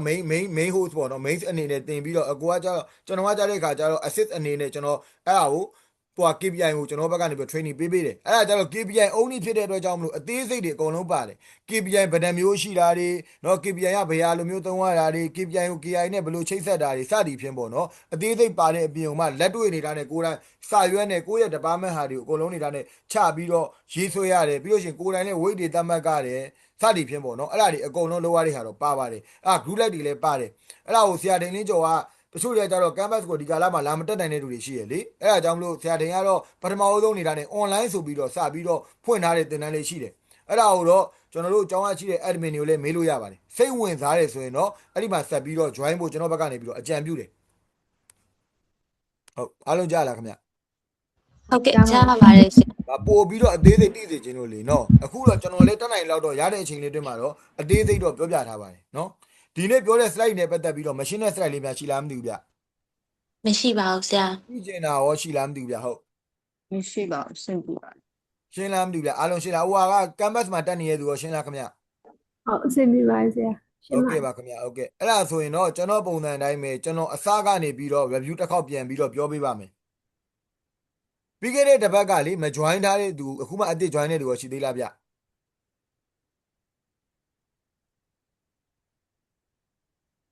ျမရှိပါဘူးเนาะဟုတ်ကဲ့ဟုတ်အားလုံးကြားလားဗျဟုတ်ကဲ့အဲ့ဒါဆိုကျွန်တော်ဒီနေ့အတွက်လေးကို review လေးကျွန်တော်အရင်တရားအစဆုံးပြန်ပြီးတော့တစ်ခေါက်ရှင်းပြပေးမယ်ပြောပြပေးမယ်အားလုံးလည်းလိုက်ပြီးတော့ပြောပြပေးပေါ့เนาะပြီးရင်နောက်တစ်ခုကနောက်တစ်ခုကကြားတဲ့အခါကျတော့ဒါပြီးလို့ရှိရင်ကျွန်တော်ပထမတစ်ပတ်ကပါတင်ထားတဲ့ဟာတွေအကုန်လုံးကိုကျွန်တော်တစ်ခေါက်နေတာနဲ့ပြန်ပြီးတော့အစအဆုံးမြန်မြန်လေးပြောပြပေးမယ်နော်အဲ့မှာကျွန်တော်နဲ့တူတူလိုက်ပြီးတော့နေတာနဲ့လိုက်ပြောပေးပေါ့အဲ့ဒါဆိုတော့တစ်ခါလေးမှတ်မိသွားမယ်တစ်ခါလေးရသွားမှာပေါ့နော်ရလားမသိဘူးဗျ ရပါတယ်ဆရာဟုတ် โอเคအဲ့ဒါဆိုတော့ကျွန်တော်ဒီမှာပေးထားတဲ့ဒီဟာလေးကပထမဆုံးပြောချင်တာတော့ KPI ဆိုတာက dot measure any everything နဲ့ရှိတဲ့မြအကုန်လုံးကိုတော့တိုင်းနေလို့မရဘူးကျွန်တော် KPI တိုင်းနေဆိုတာတိကျတဲ့အရာတွေကိန်းကနန်းတွေ percentage တွေစသည်ဖြင့်ပေါ့နော်တို့တိကျတဲ့အရာတိုင်းတာလို့ရတဲ့အရာ documentation ထားလို့ရတဲ့အရာမှတာကျွန်တော်တို့ကတိုင်းလို့ရတယ်ကျွန်တော်ပြီးခဲ့တဲ့တစ်ခါပြောတဲ့စိတ်ချမ်းသာမှုရှိခြင်းကျွန်တော်တိုင်းလို့ရပါမလားကုမ္ပဏီမှာပျော်ရွှင်မှုရှိခြင်းခုနကပြောလိုမျိုးပဲဟိုပြီးခဲ့တဲ့တစ်ခေါက်ကကျွန်တော် canvas မှာမေးလို့ပေါ့ကိုယ့်ကုမ္ပဏီကနေပြီးတော့အဲ့လိုမျိုးနေထားနေတာလေးတိုင်းကျင်နေဆိုရင်တော့အဲ့မှာ weight ကိုကျွန်တော်ကဘယ်လောက်ထားလို့ရလဲ9လောက်ပဲထားလို့ရလားမရဘူးလား9မထားချင်တော့မှ3လောက်ထားလိုက်ပေါ့ကျွန်တော်ကတော့ပေါ့လားမသိဘူးအရေးမကြီးတဲ့ကုမ္ပဏီကနေပြီးတော့တိုင်းခံကုမ္ပဏီကဒါလေးတော့ထည့်တိုင်းပေးလိုက်ပါအကျင့်စာရိတ္တနဲ့ပတ်သက်ပြီးထည့်တိုင်းပေးလိုက်ပါโอเคအဲ့ဆိုရင်တော့သူလည်းအစီအမံအောင်ထည့်ပေးလိုက်ဒါပေမဲ့အဲ့ဒီကောင်တော့ဗာဖြစ်တယ်ကျွန်တော် weight မှာ short လိုက်မှာပေါ့ weight မှာ short လိုက်ရင်ဒီကောင်ရဲ့ effect ကအများကြီးနေထားနိုင်မဖြစ်တော့ဘူးပေါ့နော်ဟုတ်ရလားမသိဘူးဗျ ပါတယ်ဆရာ โอเคဟိုကျွန်တော်စပြောတယ်ကျွန်တော်တို့ဗာဖြစ်လဲ KRA ရဲ့ KPI ရဲ့ target ရှိတယ် KPI လိုချင်ဘာရင်ရှားမှာလဲ အေးကြားမယ် ဒီဟာရှားမယ်နော်ဟုတ်ပြီကျွန်တော်ထုတ်လုပ်မှုတိုးကျင်တယ်ဆိုတော့ productivity ဆိုတဲ့ KRA ရှာပြီးလို့ရှိရင် KPI ကဘယ်နှခုလောက်ရှာလို့ရလဲအကြမ်းမြင့်ရှာကြည့်ပေးပါလား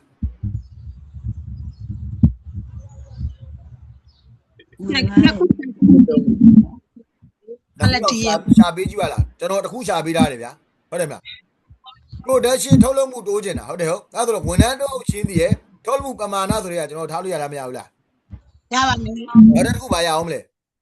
ပ quality ရောဆရာ quality quality လည်းရမယ်ကျေးဇူးတင်နောက်ထပ်လူလည်းပြောလို့ရသေးရနော်တခါလေးညံနေကိုပွန့်ထွက်ကုန်တာပဲနော်ဘုံဘုံပဲနောက်ထပ်တယောက်လောက် campus ကတယောက်လောက်ဖြစ်ဖြစ်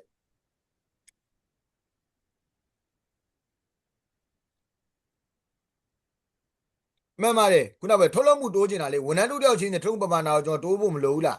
ဒါလေးထည့်လို့ရပြီးတော့ quality အရေးသွေးပေါ့အရေးသွေးရလဲခုနကပြောတဲ့မချင်းနေကျွန်တော်တို့ကျူစီစစ်တဲ့ quality control မှာလည်းအောင်မြင်ရမယ် quality control အောင်မြင်မှုရဲ့ရာခိုင်နှုန်းဘယ်လောက်ရှိရမလဲ 100% ဟုတ်တယ်မလားအဲ့ကောင်က quality က 100% မို့ပဲနဲ့90%နှုန်းဆိုကောင်းမှမလားဒါတော့ကိုယ့်ဘာသာကိုတတ်မှတ်ကမှာတဘောပေါက်လားမသိဘူးပြီးတော့မှ target တွေကျွန်တော်ဘက်ကမလုပ်ရမလဲတတ်မှတ်ကမှာပေါ့ရလားမသိဘူးဗျဟယ်လိုရလားဗျ ဟုတ်ကဲ့ အတန်ကြလားခင်ဗျာဟုတ်ကျွန်တော်ဟိုဟာ internet connection ကြောင့်လေဟိုဟာအတန်နေပါလိပြတ်တော့သွားမှာ ရပါတယ်ဆရာဟုတ် โอเคအဲ့ဆိုရင်တော့အယောင်တိုးကျင်တဲ့ဆိုတဲ့ဟာကိုကျွန်တော် area တစ်ခုရှာပေးထားတယ်ဝန်ထမ်းတူတယောက်ချင်းစီရဲ့အယောင်ပမာဏဆိုတဲ့တော့ရှာပေးထားပြီးစေတာကရှာပေးထားပြီးရင်ဗာထက်ရှာလို့ရတယ်တစ်ခုလောက်ထက်ရှာပြပါဦး new outlet လားဆရာ new outlet ဒါဆိုရင်ဆိုင်အစ်စ်ပေါ့နော်ဆိုင်အစ်စ်ထက်ရှာမယ်မှန်တယ်လေအယောင်တွေတိုးကျင်မှဆိုမှဒီဆိုင်တစ်ဆိုင်ကရောင်းဟိုတူလို့ရောင်းကပထမတွေက350ပဲရှိတဲ့ဆိုင်ကနောက်ထပ်350ထက်ရောင်းဖို့တော့ဖြစ်နိုင်ပါမလားချက်ချင်းမဖြစ်နိုင်ဘူးအဲ့ဒါတော့တိုးဖို့အတွက်ဆိုရင်တော့အဲ့လို new outlet လေးတွေကနေကျွန်တော်စူးရမှာပေါ့ new outlet ကတစ်ဆိုင်က9သိန်းရောင်းရင်10ဆိုင်ဆိုရင်တော့350ဒါဆိုရင်တော့ new outlet 10ဆိုင်ရဆိုရင်တော့ငါအတွက်350တော့ target ပြည့်မယ်စသည်ဖြင့်ကိုယ့်ဘာသာကိုဘာလုပ်ရမလဲတွေးရမယ်အဲ့လိုရတယ်နော်ဒါလေးရတယ်နော် ဟုတ်ကဲ့ဆရာဟုတ် ဒီကတော့တော်တော်လေးကြည်သွားရဆိုတော့တော်တော်အဆင်ပြေတယ်โอเคဒါကဘာဖြစ်လဲဒီကောင်က format ဒီဇာတ်မှာကိုယ်ပိုင်တာဘာလေးပိုင်လဲဒီအပေါ်မှာရှိတဲ့အဝါဒန်းတွေကဘာဖြစ်လဲကိုယ့်ရဲ့ format တွေမှာအကုန်လုံးပိုင်လားမပိုင်ဘူးလားပုံတင်နည်းပဲဟုတ်တယ်ဟုတ်ပထမဆုံးကျွန်တော်ကဘာရှာလဲ KPI လို့ကျွန်တော်ဘာအရင်ဆုံးရှာလဲ KIA KIA ရှာတယ် KIA ကျွန်တော်ကအရင်ဆုံးရှာမှာနော် KPI နဲ့မရှာနိုင်ဘူး KIA ကိုရှာမယ်၄ခုပဲရှာလို့ရလား KIA ကဟုတ်ဘူးနော်ကိုယ့်ကိုအများကြီးရှာလို့ရတယ်နော်ကိုယ့်ရဲ့လုပ်ငန်းပေါ်မူတည်တယ်ကိုယ့်ဌာနပေါ်မူတည်တယ် area တွေကမတူဘူးနော် area အဲ့ဆို KIA တစ်ခုမှဆို KPI ဘယ်နှခုတည်ထားလို့ရလဲ 2ခုကနေပြီး3ခု4ခုအများကြီးထားလို့ရ 4ခု5ခုတစ်ခုလေးတော့မလုံးနဲ့နော်တစ်ခုလေးဆိုတော့အဆင်မပြေဘူးအနည်းဆုံးကတော့2ခုကစားနော်အဲ့ဒါမှတိုင်းတာဖို့အဆင်ပြေမှာပေါ့နော်အဲ့ဆိုဒီရလေးရရနော် KPI နေလေးရရနော်ဟုတ်ပြီ KPI နေပြီကျွန်တော်ဗာတတ်မှတ်မှာလေဝိဆို KPI ကိုဘယ်သူတတ်မှတ်တာလဲဝိဆို KPI က နားရှု အချောင်းဒီ ဝိဆို KPI က HOD တတ်မှတ်တာနော်အဲ့ဝိဆို KPI အားလုံးပေါင်းရင်ဘယ်လောက်ဖြစ်ရမှာလဲ တရား တရားဖြစ်ရမယ် တရားပြမယ်တရားနဲ့ပို့လို့ရလား ရပါ ဟုတ်လို့ရလား ရပါ ဒီမှာတော့မရ ဝိဆို KPI ဟုတ်ပြီတရားနဲ့ပို့လို့လည်းမရဘူးတရားနဲ့ရော့လည်းမရဘူးဘယ်လိုပေါင်းဝင်တရားဖြစ်နေရမယ်အဲ့ဒီမှာမှဝိဆို KPI ရဲ့အမှတ်တွေကိုဘယ်ပေါ်မှာမူတည်ပြီးတော့ကိုရီးယားချမလဲနဲချင်းများချင်းဆိုတာက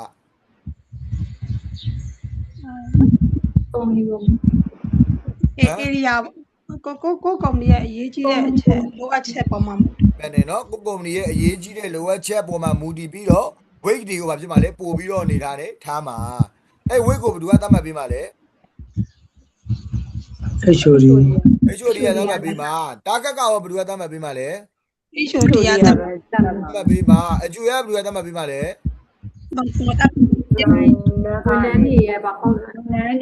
လှုပ်ဆောင်ချက်တွေရတယ်တတ်မှတ် တယ်နော်ဝန်ထမ်းတွေရဲ့လှုပ်ဆောင်ချက်တွေကပဲသူတို့လှုပ်ဆောင်ချက်ကိုပဲသူတို့ကိုချပြတာအဲ့မှာကျွန်တော်တို့ကောင်းခြင်းဆိုးခြင်းဟာဘယ်သူ့ပေါ်ပဲမူတည်လဲ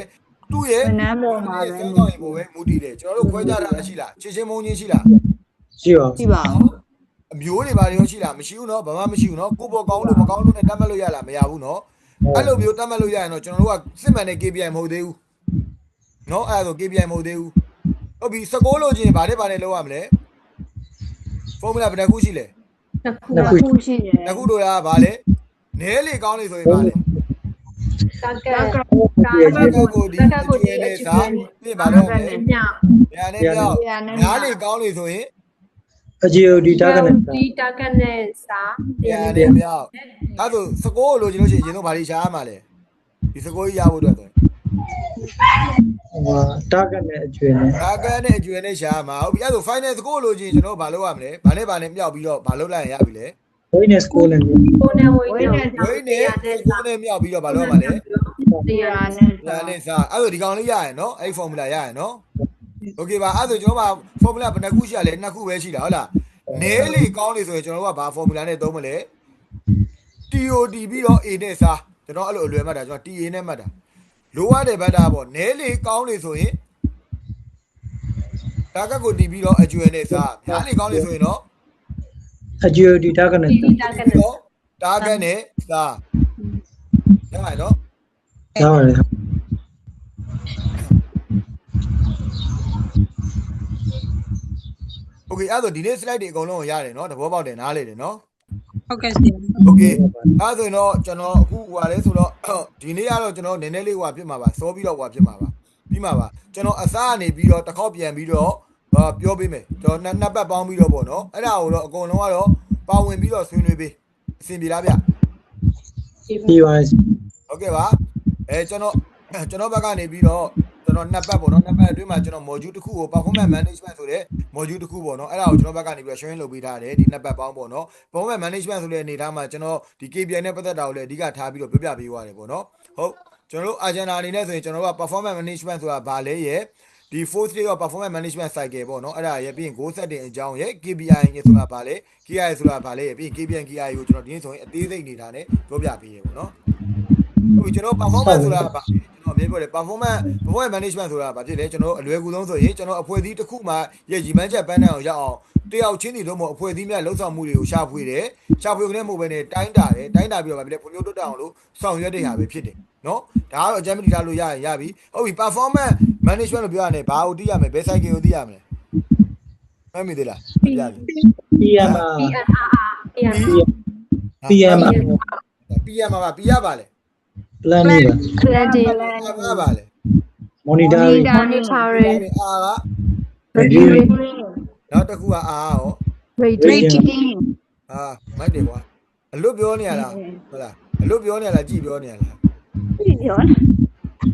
မှတ်ထားတယ်မသိပါဘူးအဲ့လိုကြည်ပြောရင်တော့မှအဲ့လိုမှတ်မိတော့ကောင်းပြီလေ PMR နော် PM performance manager လို့ပြောတယ် PMR မှတ်မိလို့ရှိရင်အဆင်ပြေပြီ planning ဆိုတဲ့မှာကျွန်တော်ဘာပါမလဲ goal setting နဲ့ပါမယ် goal setting နဲ့ပါမယ်ကိုက goal setting ချရင်ဘာ goal နဲ့ချရမလဲ သမတ်ကိုဆရာ goal နဲ့ချရမယ်ဟုတ်ပြီနော် planning ဖြစ်တဲ့ကြောင့်မို့ကျွန်တော်တို့က KPI အတိုင်းမှာဖြစ်တဲ့ကြောင့်မလို့သူတို့ရဲ့လုပ်ငန်းတာဝန်တီးဖို့လိုလားမလိုဘူးလား လိုပါတယ် ကျွန်တော်ဗာပြရမလဲ JD မထည့်တွေ့ရဘူးလားသူတို့ကလုပ်ငန်းတာဝန်ကိုမှန်ကန်စွာပြရမှာမဟုတ်ဘူးလား ဟုတ်ပါတယ်ဆရာ ဒါမှလာကျွန်တော်ကဒီအခြေခံတွေကောင်းမှဒါအခုနောက်ဆုံးမှသွားတဲ့ KPI တွေကတိုင်းတာတဲ့တကယ်အစ်စ်မှန်တွေထွက်မှာလေနော် monitor တွေကဘာလဲဒီ plan ချလာတဲ့ကျွန်တော်ကဘာပြန်လုပ်ရမှာလဲ plan ချလာရတယ် ဟောတကယ်အဆင်ပြေပြေ ongoing feedback ပြည့်ကြည့်ရမယ်မှန်တယ်ပြီးရင်ဘာလဲသူတို့ ਨੇ တွေ့ဆုံဆွေးနွေးမှုတွေမလုပ်ရဘူးလား ဟုတ်ကဲ့ check ပြီးလို့ရှိရင်ကျွန်တော်ဘက်ကနေပြီးတော့ training တွေလိုအပ်လို့ရှိရင် support ပေးရမယ်လိုအပ်လို့ရှိရင် training တွေပေးရမှာမဟုတ်ဘူးလား ဟုတ်ပါ ပါတယ် အဲ့ဒါပြီးတဲ့ခါကျကျွန်တော်ကဘာပြန်လုပ်မှာလဲဒီအဆင့်နဲ့အဆင့်ပြီးတဲ့ခါကျမှကျွန်တော်ကဘာလုပ်မှာလဲသူတို့ကိုကျွန်တော်တို့ချမှတ်ပေးထားတဲ့ planning တွေကအဆင့်ပြေမျိုးကျွန်တော်ဘာပြန်လုပ်တာလဲ review ပြန်ကြည့်တာဟုတ် reviewing ပြန်ဟုတ်ကဲ့ ပြန်ကြည့်တဲ့အခါမှာလိုအပ်လို့ရှိရင် face to face တွေ meeting လုပ်တယ်တဦးကြောက်ချင်းတွေလည်းစကားပြောမယ်သူတို့နဲ့ self assessment တွေလည်းလုပ်မယ်ဟုတ်လားပြီး KPI target တွေနဲ့ပတ်သက်ပြီးတော့မကြည့်ဘူးလားကျွန်တော်ဟိုးမှအရှိမှလုပ်ထားတူမျိုးပဲဒါဆိုအခုလိုပြန်ချိတ်ပြလို့ရပြီမျိုးနဲ့မှမြင်တယ်မလား မြင်ပါ ဟုတ် ပြီ ကဲ့ပါ ဟုတ်ကဲ့ဆရာ ဆိုရင်ကျွန်တော်တို့ရဲ့ target တွေ KPI target တွေပြည့်မီတဲ့တွေဆိုလေကျွန်တော်ပြည့်မီတဲ့ဟာအတိုင်းကျွန်တော်တို့ကအမှတ်တွေပေးပြီးတော့ချီးမွမ်းမှုတွေလုပ်ရမှာဟုတ်တယ်ဟုတ်မပြည့်မီကျွန်တော်ဗာပြန်လုပ်ရမှာလေ training monitoring မပြည့်မီတော့ monitor ကိုပြန်သွားရမှာ monitor နဲ့မှမပြည့်မီဆိုရင်ဘယ်ကိုသွားရမှာလဲ planning ကိုပြန်သွားမှာမဟုတ်ဘူးလားဟုတ်လား ဟုတ်ကဲ့ ဘာလို့လဲကျွန်တော်တို့အဲ့ဒါဆိုရင်ဘာလို့မပြည့်မီလာလဲကျွန်တော်တို့ JD တွေပါဖြစ်လို့လေကောင်းကောင်းမချမှတ်ခဲ့လို့ဟုတ်တယ်ဟုတ် goal setting ကိုကျွန်တော်တို့ချမှတ်တဲ့ goal setting ကြီးကမှားနေလို့ကျွန်တော်တို့ကဘာဖြစ်လဲ smart ဖြစ်တဲ့ goal setting မဟုတ်ဘူးမဖြစ်နိုင်တာတွေသွားပြီးလို့သူတို့က KPI target တွေကဘာမှမဖြစ်ဘူးဖြစ်နေတာစသည်ဖြင့်ကျွန်တော်ကဘာပြန်လုပ်ရမှာလဲပြန်ကြည့်ရမှာမဟုတ်ဘူးလား ကြည့်ရမှာဟုတ် ဒီဒါလို့လေနောက်ဆုံးကျမှဘာလုပ်ရမှာလဲဒါလေးစနစ်အဆင်ပြေဆိုကြမှာကျွန်တော်တို့က rating တွေတက်မှမှာမဟုတ်ဘူးလား ဟုတ်ပါ ဘာသာကတော့ခုနကအမတ်ကအကြမ်းကြီးကျွန်တော်လုပ်ကြသလိုလို့ရှိရင်အဲ့ဒါကြတော့အသေးစိတ်က KPI ဟိုမှာတင်ပေးတယ်အကြမ်းကြီးတော့ပြောရမယ်80ရာနေပြီးတော့100အတွင်းဆိုလို့ရှိလို့ရှိရင်တော့သူ90ရာနေ100ဆိုလို့ရှိရင်တော့ယာတုတိုးလာတာတိုး80ရာနေပြီးတော့90အတွင်းဆိုရင်တော့ဟိုပြောမှစင်တော့လာတာဘယ်လောက်ရာခိုင်နှုန်းတိုး60ရာနေ80ဆိုရင်တော့ခေါ်ယူတွေ့ဆုံး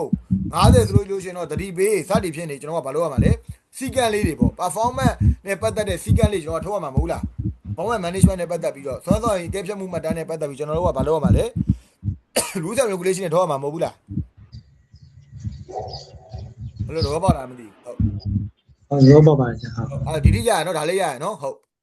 ်ဟုတ်ပြီးသားဆိုကျွန်တော်က goal setting ချရင်ဘာလဲချရမှာလဲ smart goal နဲ့ချရမှာဟုတ်တယ်နော် smart goal က S ကပါလဲ specific ဘာဖြစ်ရမလဲတိကျမှုရှိရမယ်ဘာဖြစ်ရမလဲ တိုင်းတာ တိုင်း လို့ရ တာ တာလို့ရတာတိုက်တာလို့ရမှာကျွန်တော်တို့ကပြောလို့ရလေခုနကကျွန်တော်ပြောရတာဂိမ်းကနန်းအနေနဲ့မဟုတ်ဘူးလား percentage တွေနဲ့မဟုတ်ဘူးလားတိုင်းတာလို့မရတဲ့ຢာတွေကိုကျွန်တော်စိတ်မှန်းနဲ့ခံမှန်းနဲ့ပြောလို့ရလား မရပါ မ ဘူး ရ ရ ပါ ပါ မ ဘူး ရဘူးเนาะအခြေပဲကဘာဖြစ်ရမလဲ လက်တွေ့ကြရမယ် အတွေ့ကြမယ် relevant က စီလျောရမယ်တင့်လျော ပြောရမယ်ဒါကတင်းလာမယ်ပြီးလို့ရှိရင်တိုင်းပေါင်းဆိုတဲ့ဘာပါရမလဲတီဆိုတဲ့တိုင်းပေါင်းတတ်မှတ်ကာလာပါလားမပါဘူးလားကျွန်တော်ခုနကမျိုးထဲမှာပြန်ပြင်ကြည့်လိုက်ကျွန်တော်တို့တိုင်းနဲ့ KPI တွေမှာပါလားမပါဘူးလား target တွေမှာကျွန်တော်တို့ပေးထားတဲ့ထဲမှာအခြေအနေပါလားမပါဘူးလား ပါပါ ပါ တယ် အဲ့ဒါဆိုဘယ်နဲ့လားဆိုတာပါလားမပါဘူးလား ပါပါတယ် အဲ့ဒါတိုင်းပေါင်းမဟုတ်လားတိုင်းပေါင်းဝင်နေထည့်လို့ရပါမလားဝန်ထမ်းခန့်အပ်ဖို့အတွက်ဝန်ထမ်းအယောက်50ခန့်ပေးအဲ့ဒါဆိုကျွန်တော်ကအဲ့တိုင်းတွားတက်မဲ့လို့ရလား မရ ကာ ပါ လာမ ဘူး ပါဘူးမရဘူးเนาะအဲ့ဒါဆိုရင်တော့သူတို့ကပျော်ပျော်ကြီးနဲ့ထားနေမှာပေါ့ကာလာမပါတာဆိုပြီးပြန်ထောက်ရင်အဲ့ကြတော့ခံရမှာပေါ့ဟုတ်တယ်မလားเนาะကိုဘက်ကမှမတိကြတာဒါလေးရတယ်เนาะโอเค KPI ဆိုတာဘာလဲ ဖွဲ့စည်းတစ်ခုနဲ့ ပွဲစီတစ်ခုတဝူတယောက်ညီမချက်ပန်းတိုင်အောင်မြင်မှုရှိမရှိပွင့်လေးမြင်တာအောင်တိုင်းတာတဲ့စနစ် ဟုတ်တယ်เนาะကျွန်တော်ပွင့်လေးမိတာဆိုတာတိုင်းတာလွယ်လေး KPI ဆိုတာဘာလဲကျွန်တော်တို့တူးတယောက်ချင်းစီတို့မို့အဖွဲ့အစည်းရဲ့ရည်မှန်းချက်ပန်းနိုင်အောင်မြင်မှုတွေကိုပေါ်ပြနိုင်တဲ့တိုင်းတာတဲ့စနစ်မှန်လားတူးတယောက်ချင်းတဲ့ရေချိုးကျွန်တော်တို့တီးတက်မမြင်ရဘူးလား ညပါတယ် မြင်ရတယ်တို့လို့ရက်တွေတိုင်းမြင်ရတယ်မြင်ရတဲ့အခါကျတော့ကျွန်တော်ဌာနရဲ့အရေးချင်းအောင်မမြင်ရဘူးလားမြင်ရတယ်တူးတယောက်ချင်းတည်းရဲ့အရေးချင်းမြင်ရတော့ဌာနအရေးချင်းလည်းမြင်ရတယ်ဌာနအရေးချင်းမြင်ရတဲ့အခါကျတော့အဖွဲ့အစည်းရဲ့ goals ကိုတွားတဲ့ line တွေလည်းမြင်ရတယ်ဒါတွေကိုကွက်ကွက်ကွင်းကွင်းနဲ့မြောင်မလုံးထဲမှာမင်းကဘာလုပ်တယ်မင်းကဘာလုပ်တာမင်းကဘယ်နားမှာညံ့တယ်ဘယ်နားမှာတော်တယ်မင်းဒါလေးတော့လိုသေးတယ်ဆိုတော့ကွက်ကွက်ကွင်းကွင်းမြင်နိုင်အောင်လို့ဖော်ပြပေးတဲ့တိုင်းတာတဲ့စနစ်တစ်ခုမဟုတ်ဘူးလား ဟုတ်ပါတယ်ဆရာ ဟုတ်တော့အဲ့ဒါပဲလွယ်ကူပဲအဲ့ဒါဆို KPI မှာဘာလဲ KPI ဆိုကျွန်တော်ကဘာတွေစဉ်းစားရမလဲလက်တွေ့သုံးလို့ရတဲ့ KPI ဖြစ်တယ်လားခုနကျွန်တော်ပြောရတဲ့ဟာတွေလက်တွေ့သုံးလို့ရလား ရပါတယ် ရတယ်နော်လက်တွေ့သုံးရတဲ့ KPI ဖြစ်ဖို့လိုတယ်ဟိုအိမ်မက်တည်းဟာကြီးဖြစ်နေလို့မရဘူးတိုင်းတာရအောင်ခက်လားကျွန်တော်ခုနတိုင်းတာပြလား ခက်ပါ ခက်လား ခက်ပါ မခက်ဘူးနော်စိတ်မှန်းနဲ့သုံးပြထားရလားကျွန်တော်တို့က မဟုတ်ပါဘူး ဟုတ် ဒါ ပါ လေးလေကျွန်တော်တို့ကတကယ် data တွေနဲ့ကျွန်တော်တို့ကသုံးပြထားအဲ့ဒါကျွန်တော်တို့ KPI ကြီးကစစ်မှန်တဲ့ KPI ဖြစ်လားမဖြစ်ဘူးလား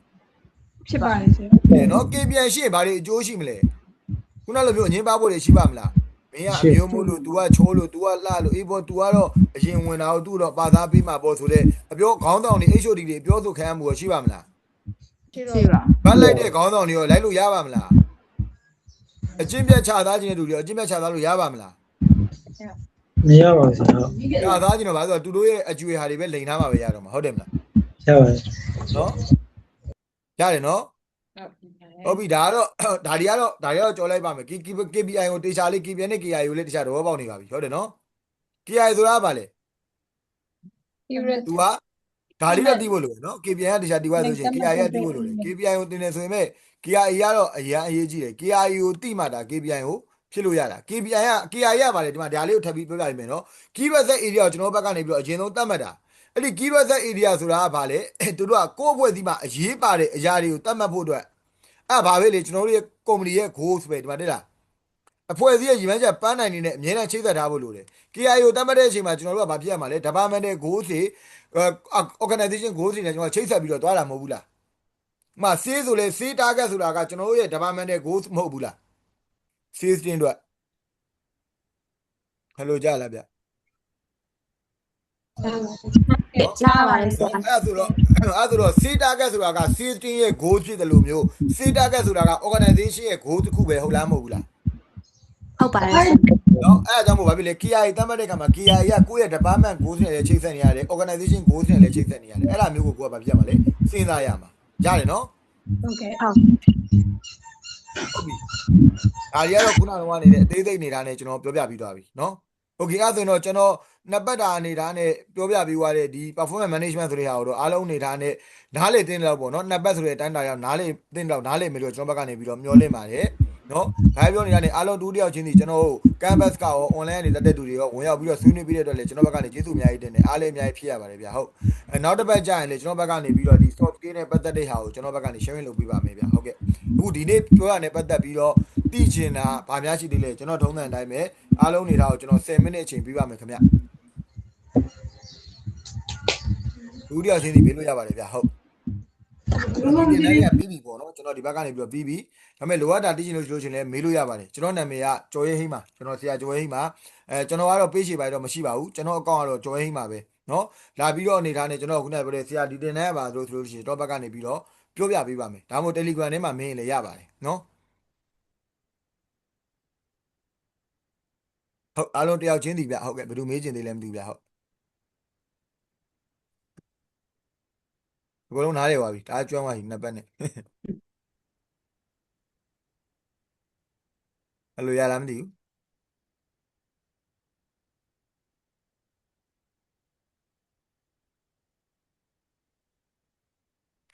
ဟယ်လိုဟုတ် ကျေးဇူးတင်ပါတယ်ဆရာအခုချိန်ထိတော့ရှင်းပါတယ်ဆရာဟုတ်ကဲ့ ရှင်းတယ်နော်ဟုတ်ကဲ့ပါခင်ဗျာ ဟုတ် ဟုတ် ကဲ့ဆရာဟုတ်ကဲ့ ကျေးဇူးပါခင်ဗျအမဲလဲတော့ပါဟုတ်ကဲ့ကိုအောင်စောခင်ဗျဟုတ်ကျွန်တော်ဒီရပဲနာမည်တယောက်ချင်းခေါ်လိုက်ပါဦးမယ်ကိုအောင်စောဗာများသိချင်တာရှိသေးလဲခင်ဗျာဟုတ်ကဲ့ ရှင်းပါတယ်ဆရာဟုတ်အကုန်လုံး ရှင်းပါတယ်နော် ရပါတယ်ဟုတ် ဟွာက campus မှာတက်နေတဲ့နှစ်ယောက်ကောခင်ဗျနှစ်ယောက်လားသုံးယောက်လား ဆရာနှစ်ယောက်ပါဆရာကျင်းပါတယ်ဆရာဟုတ်ရှင်းတယ် ရှင်း ဆ ပါ ရာ တယ်နော်ဟုတ်ကဲ့မဲလက်ဟွာလည်းရှင်းတယ်နော်ဟုတ်ကဲ့အဲ့ဒါဆိုတော့ဟွာလားစောမျိုးမျိုးဦးရောခင်ဗျဟုတ်ကဲ့ဗာများသိချင်တာရှိသေးလဲခင်ဗျာ ဆရာအဆင်ပြေပါတယ်အားလုံးရှင်းပါတယ်ဆရာ ဟုတ်ကဲ့ပါကျေးဇူးပါခင်ဗျဟွာကမက်ခင်အေးသူသားရောခင်ဗျ ဟုတ်ကဲ့ရှင်းနေပါတယ်ဆရာ ဟောရှင်းပါရဲ့နော်ဟုတ်ကဲ့ပါခင်ဗျဟွာမက်အိတ်မြတ်ချေရောခင်ဗျ ရှင်းပါတယ်ဆရာကျေးဇူးတင်ပါတယ် ဟုတ်ကဲ့ဟွာမက်တန်တာထုံးရောခင်ဗျ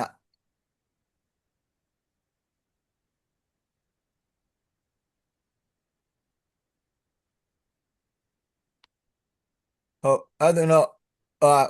ခိုင်ချမ်းမြတောင်းဟုတ်ကဲ့ဟုတ်ပြီးတော့ဟိုကကိုကျော်ကိုစင်းတို့ကိုကောင်းထက်ဆန်တို့ဟုတ်ကဲ့မက်တီတီထွန်းတို့ ဟုတ်ကဲ့ဆရာရှင်းပါတယ်ဆရာ ဟုတ်ကဲ့ပါခင်ဗျဟုတ်ကဲ့ကျေးဇူးပါဟုတ်ကိုကျော်ကိုစင်းရောခင်ဗျဟုတ်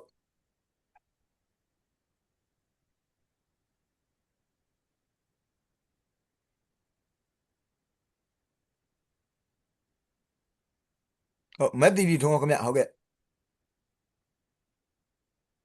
ဟုတ်ရှင်းပါတယ်ဆရာ ဟုတ်ကဲ့ပါခင်ဗျကျေးဇူးအများကြီးတင်ပါတယ်ခင်ဗျဟုတ်ကဲ့ပါ ရှင် ဟုတ်ကဲ့ကျေးဇူးအများကြီးတင်ပါတယ်အကုန်လုံးဟုတ်ကဲ့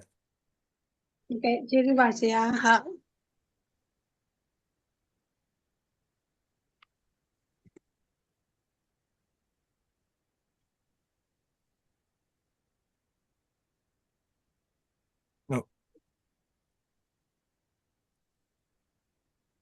နားလေးပါ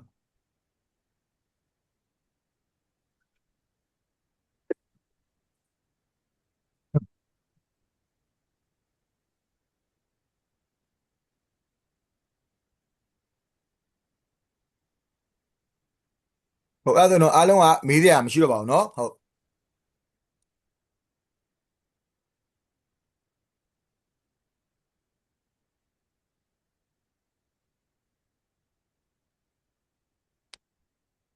ဟယ်လို မရှိတော့ပါဘူးဆရာ ဟုတ်ကဲ့အဲ့ဒါတော့အားလုံးကိုကျေးဇူးအများကြီးတင်ပါတယ်ဗျာဟုတ်ကဲ့ပါခင်ဗျာဟုတ်ကဲ့ဟုတ်ပျော်ရွှင်ဝယ်ကောင်းတဲ့နေ့လေးဖြစ်ပါစေဗျာဟုတ်ကဲ့အားလုံးကျေးဇူးပါเนาะဟုတ်ကဲ့ပါခင်ဗျာ ကဲပါဆရာ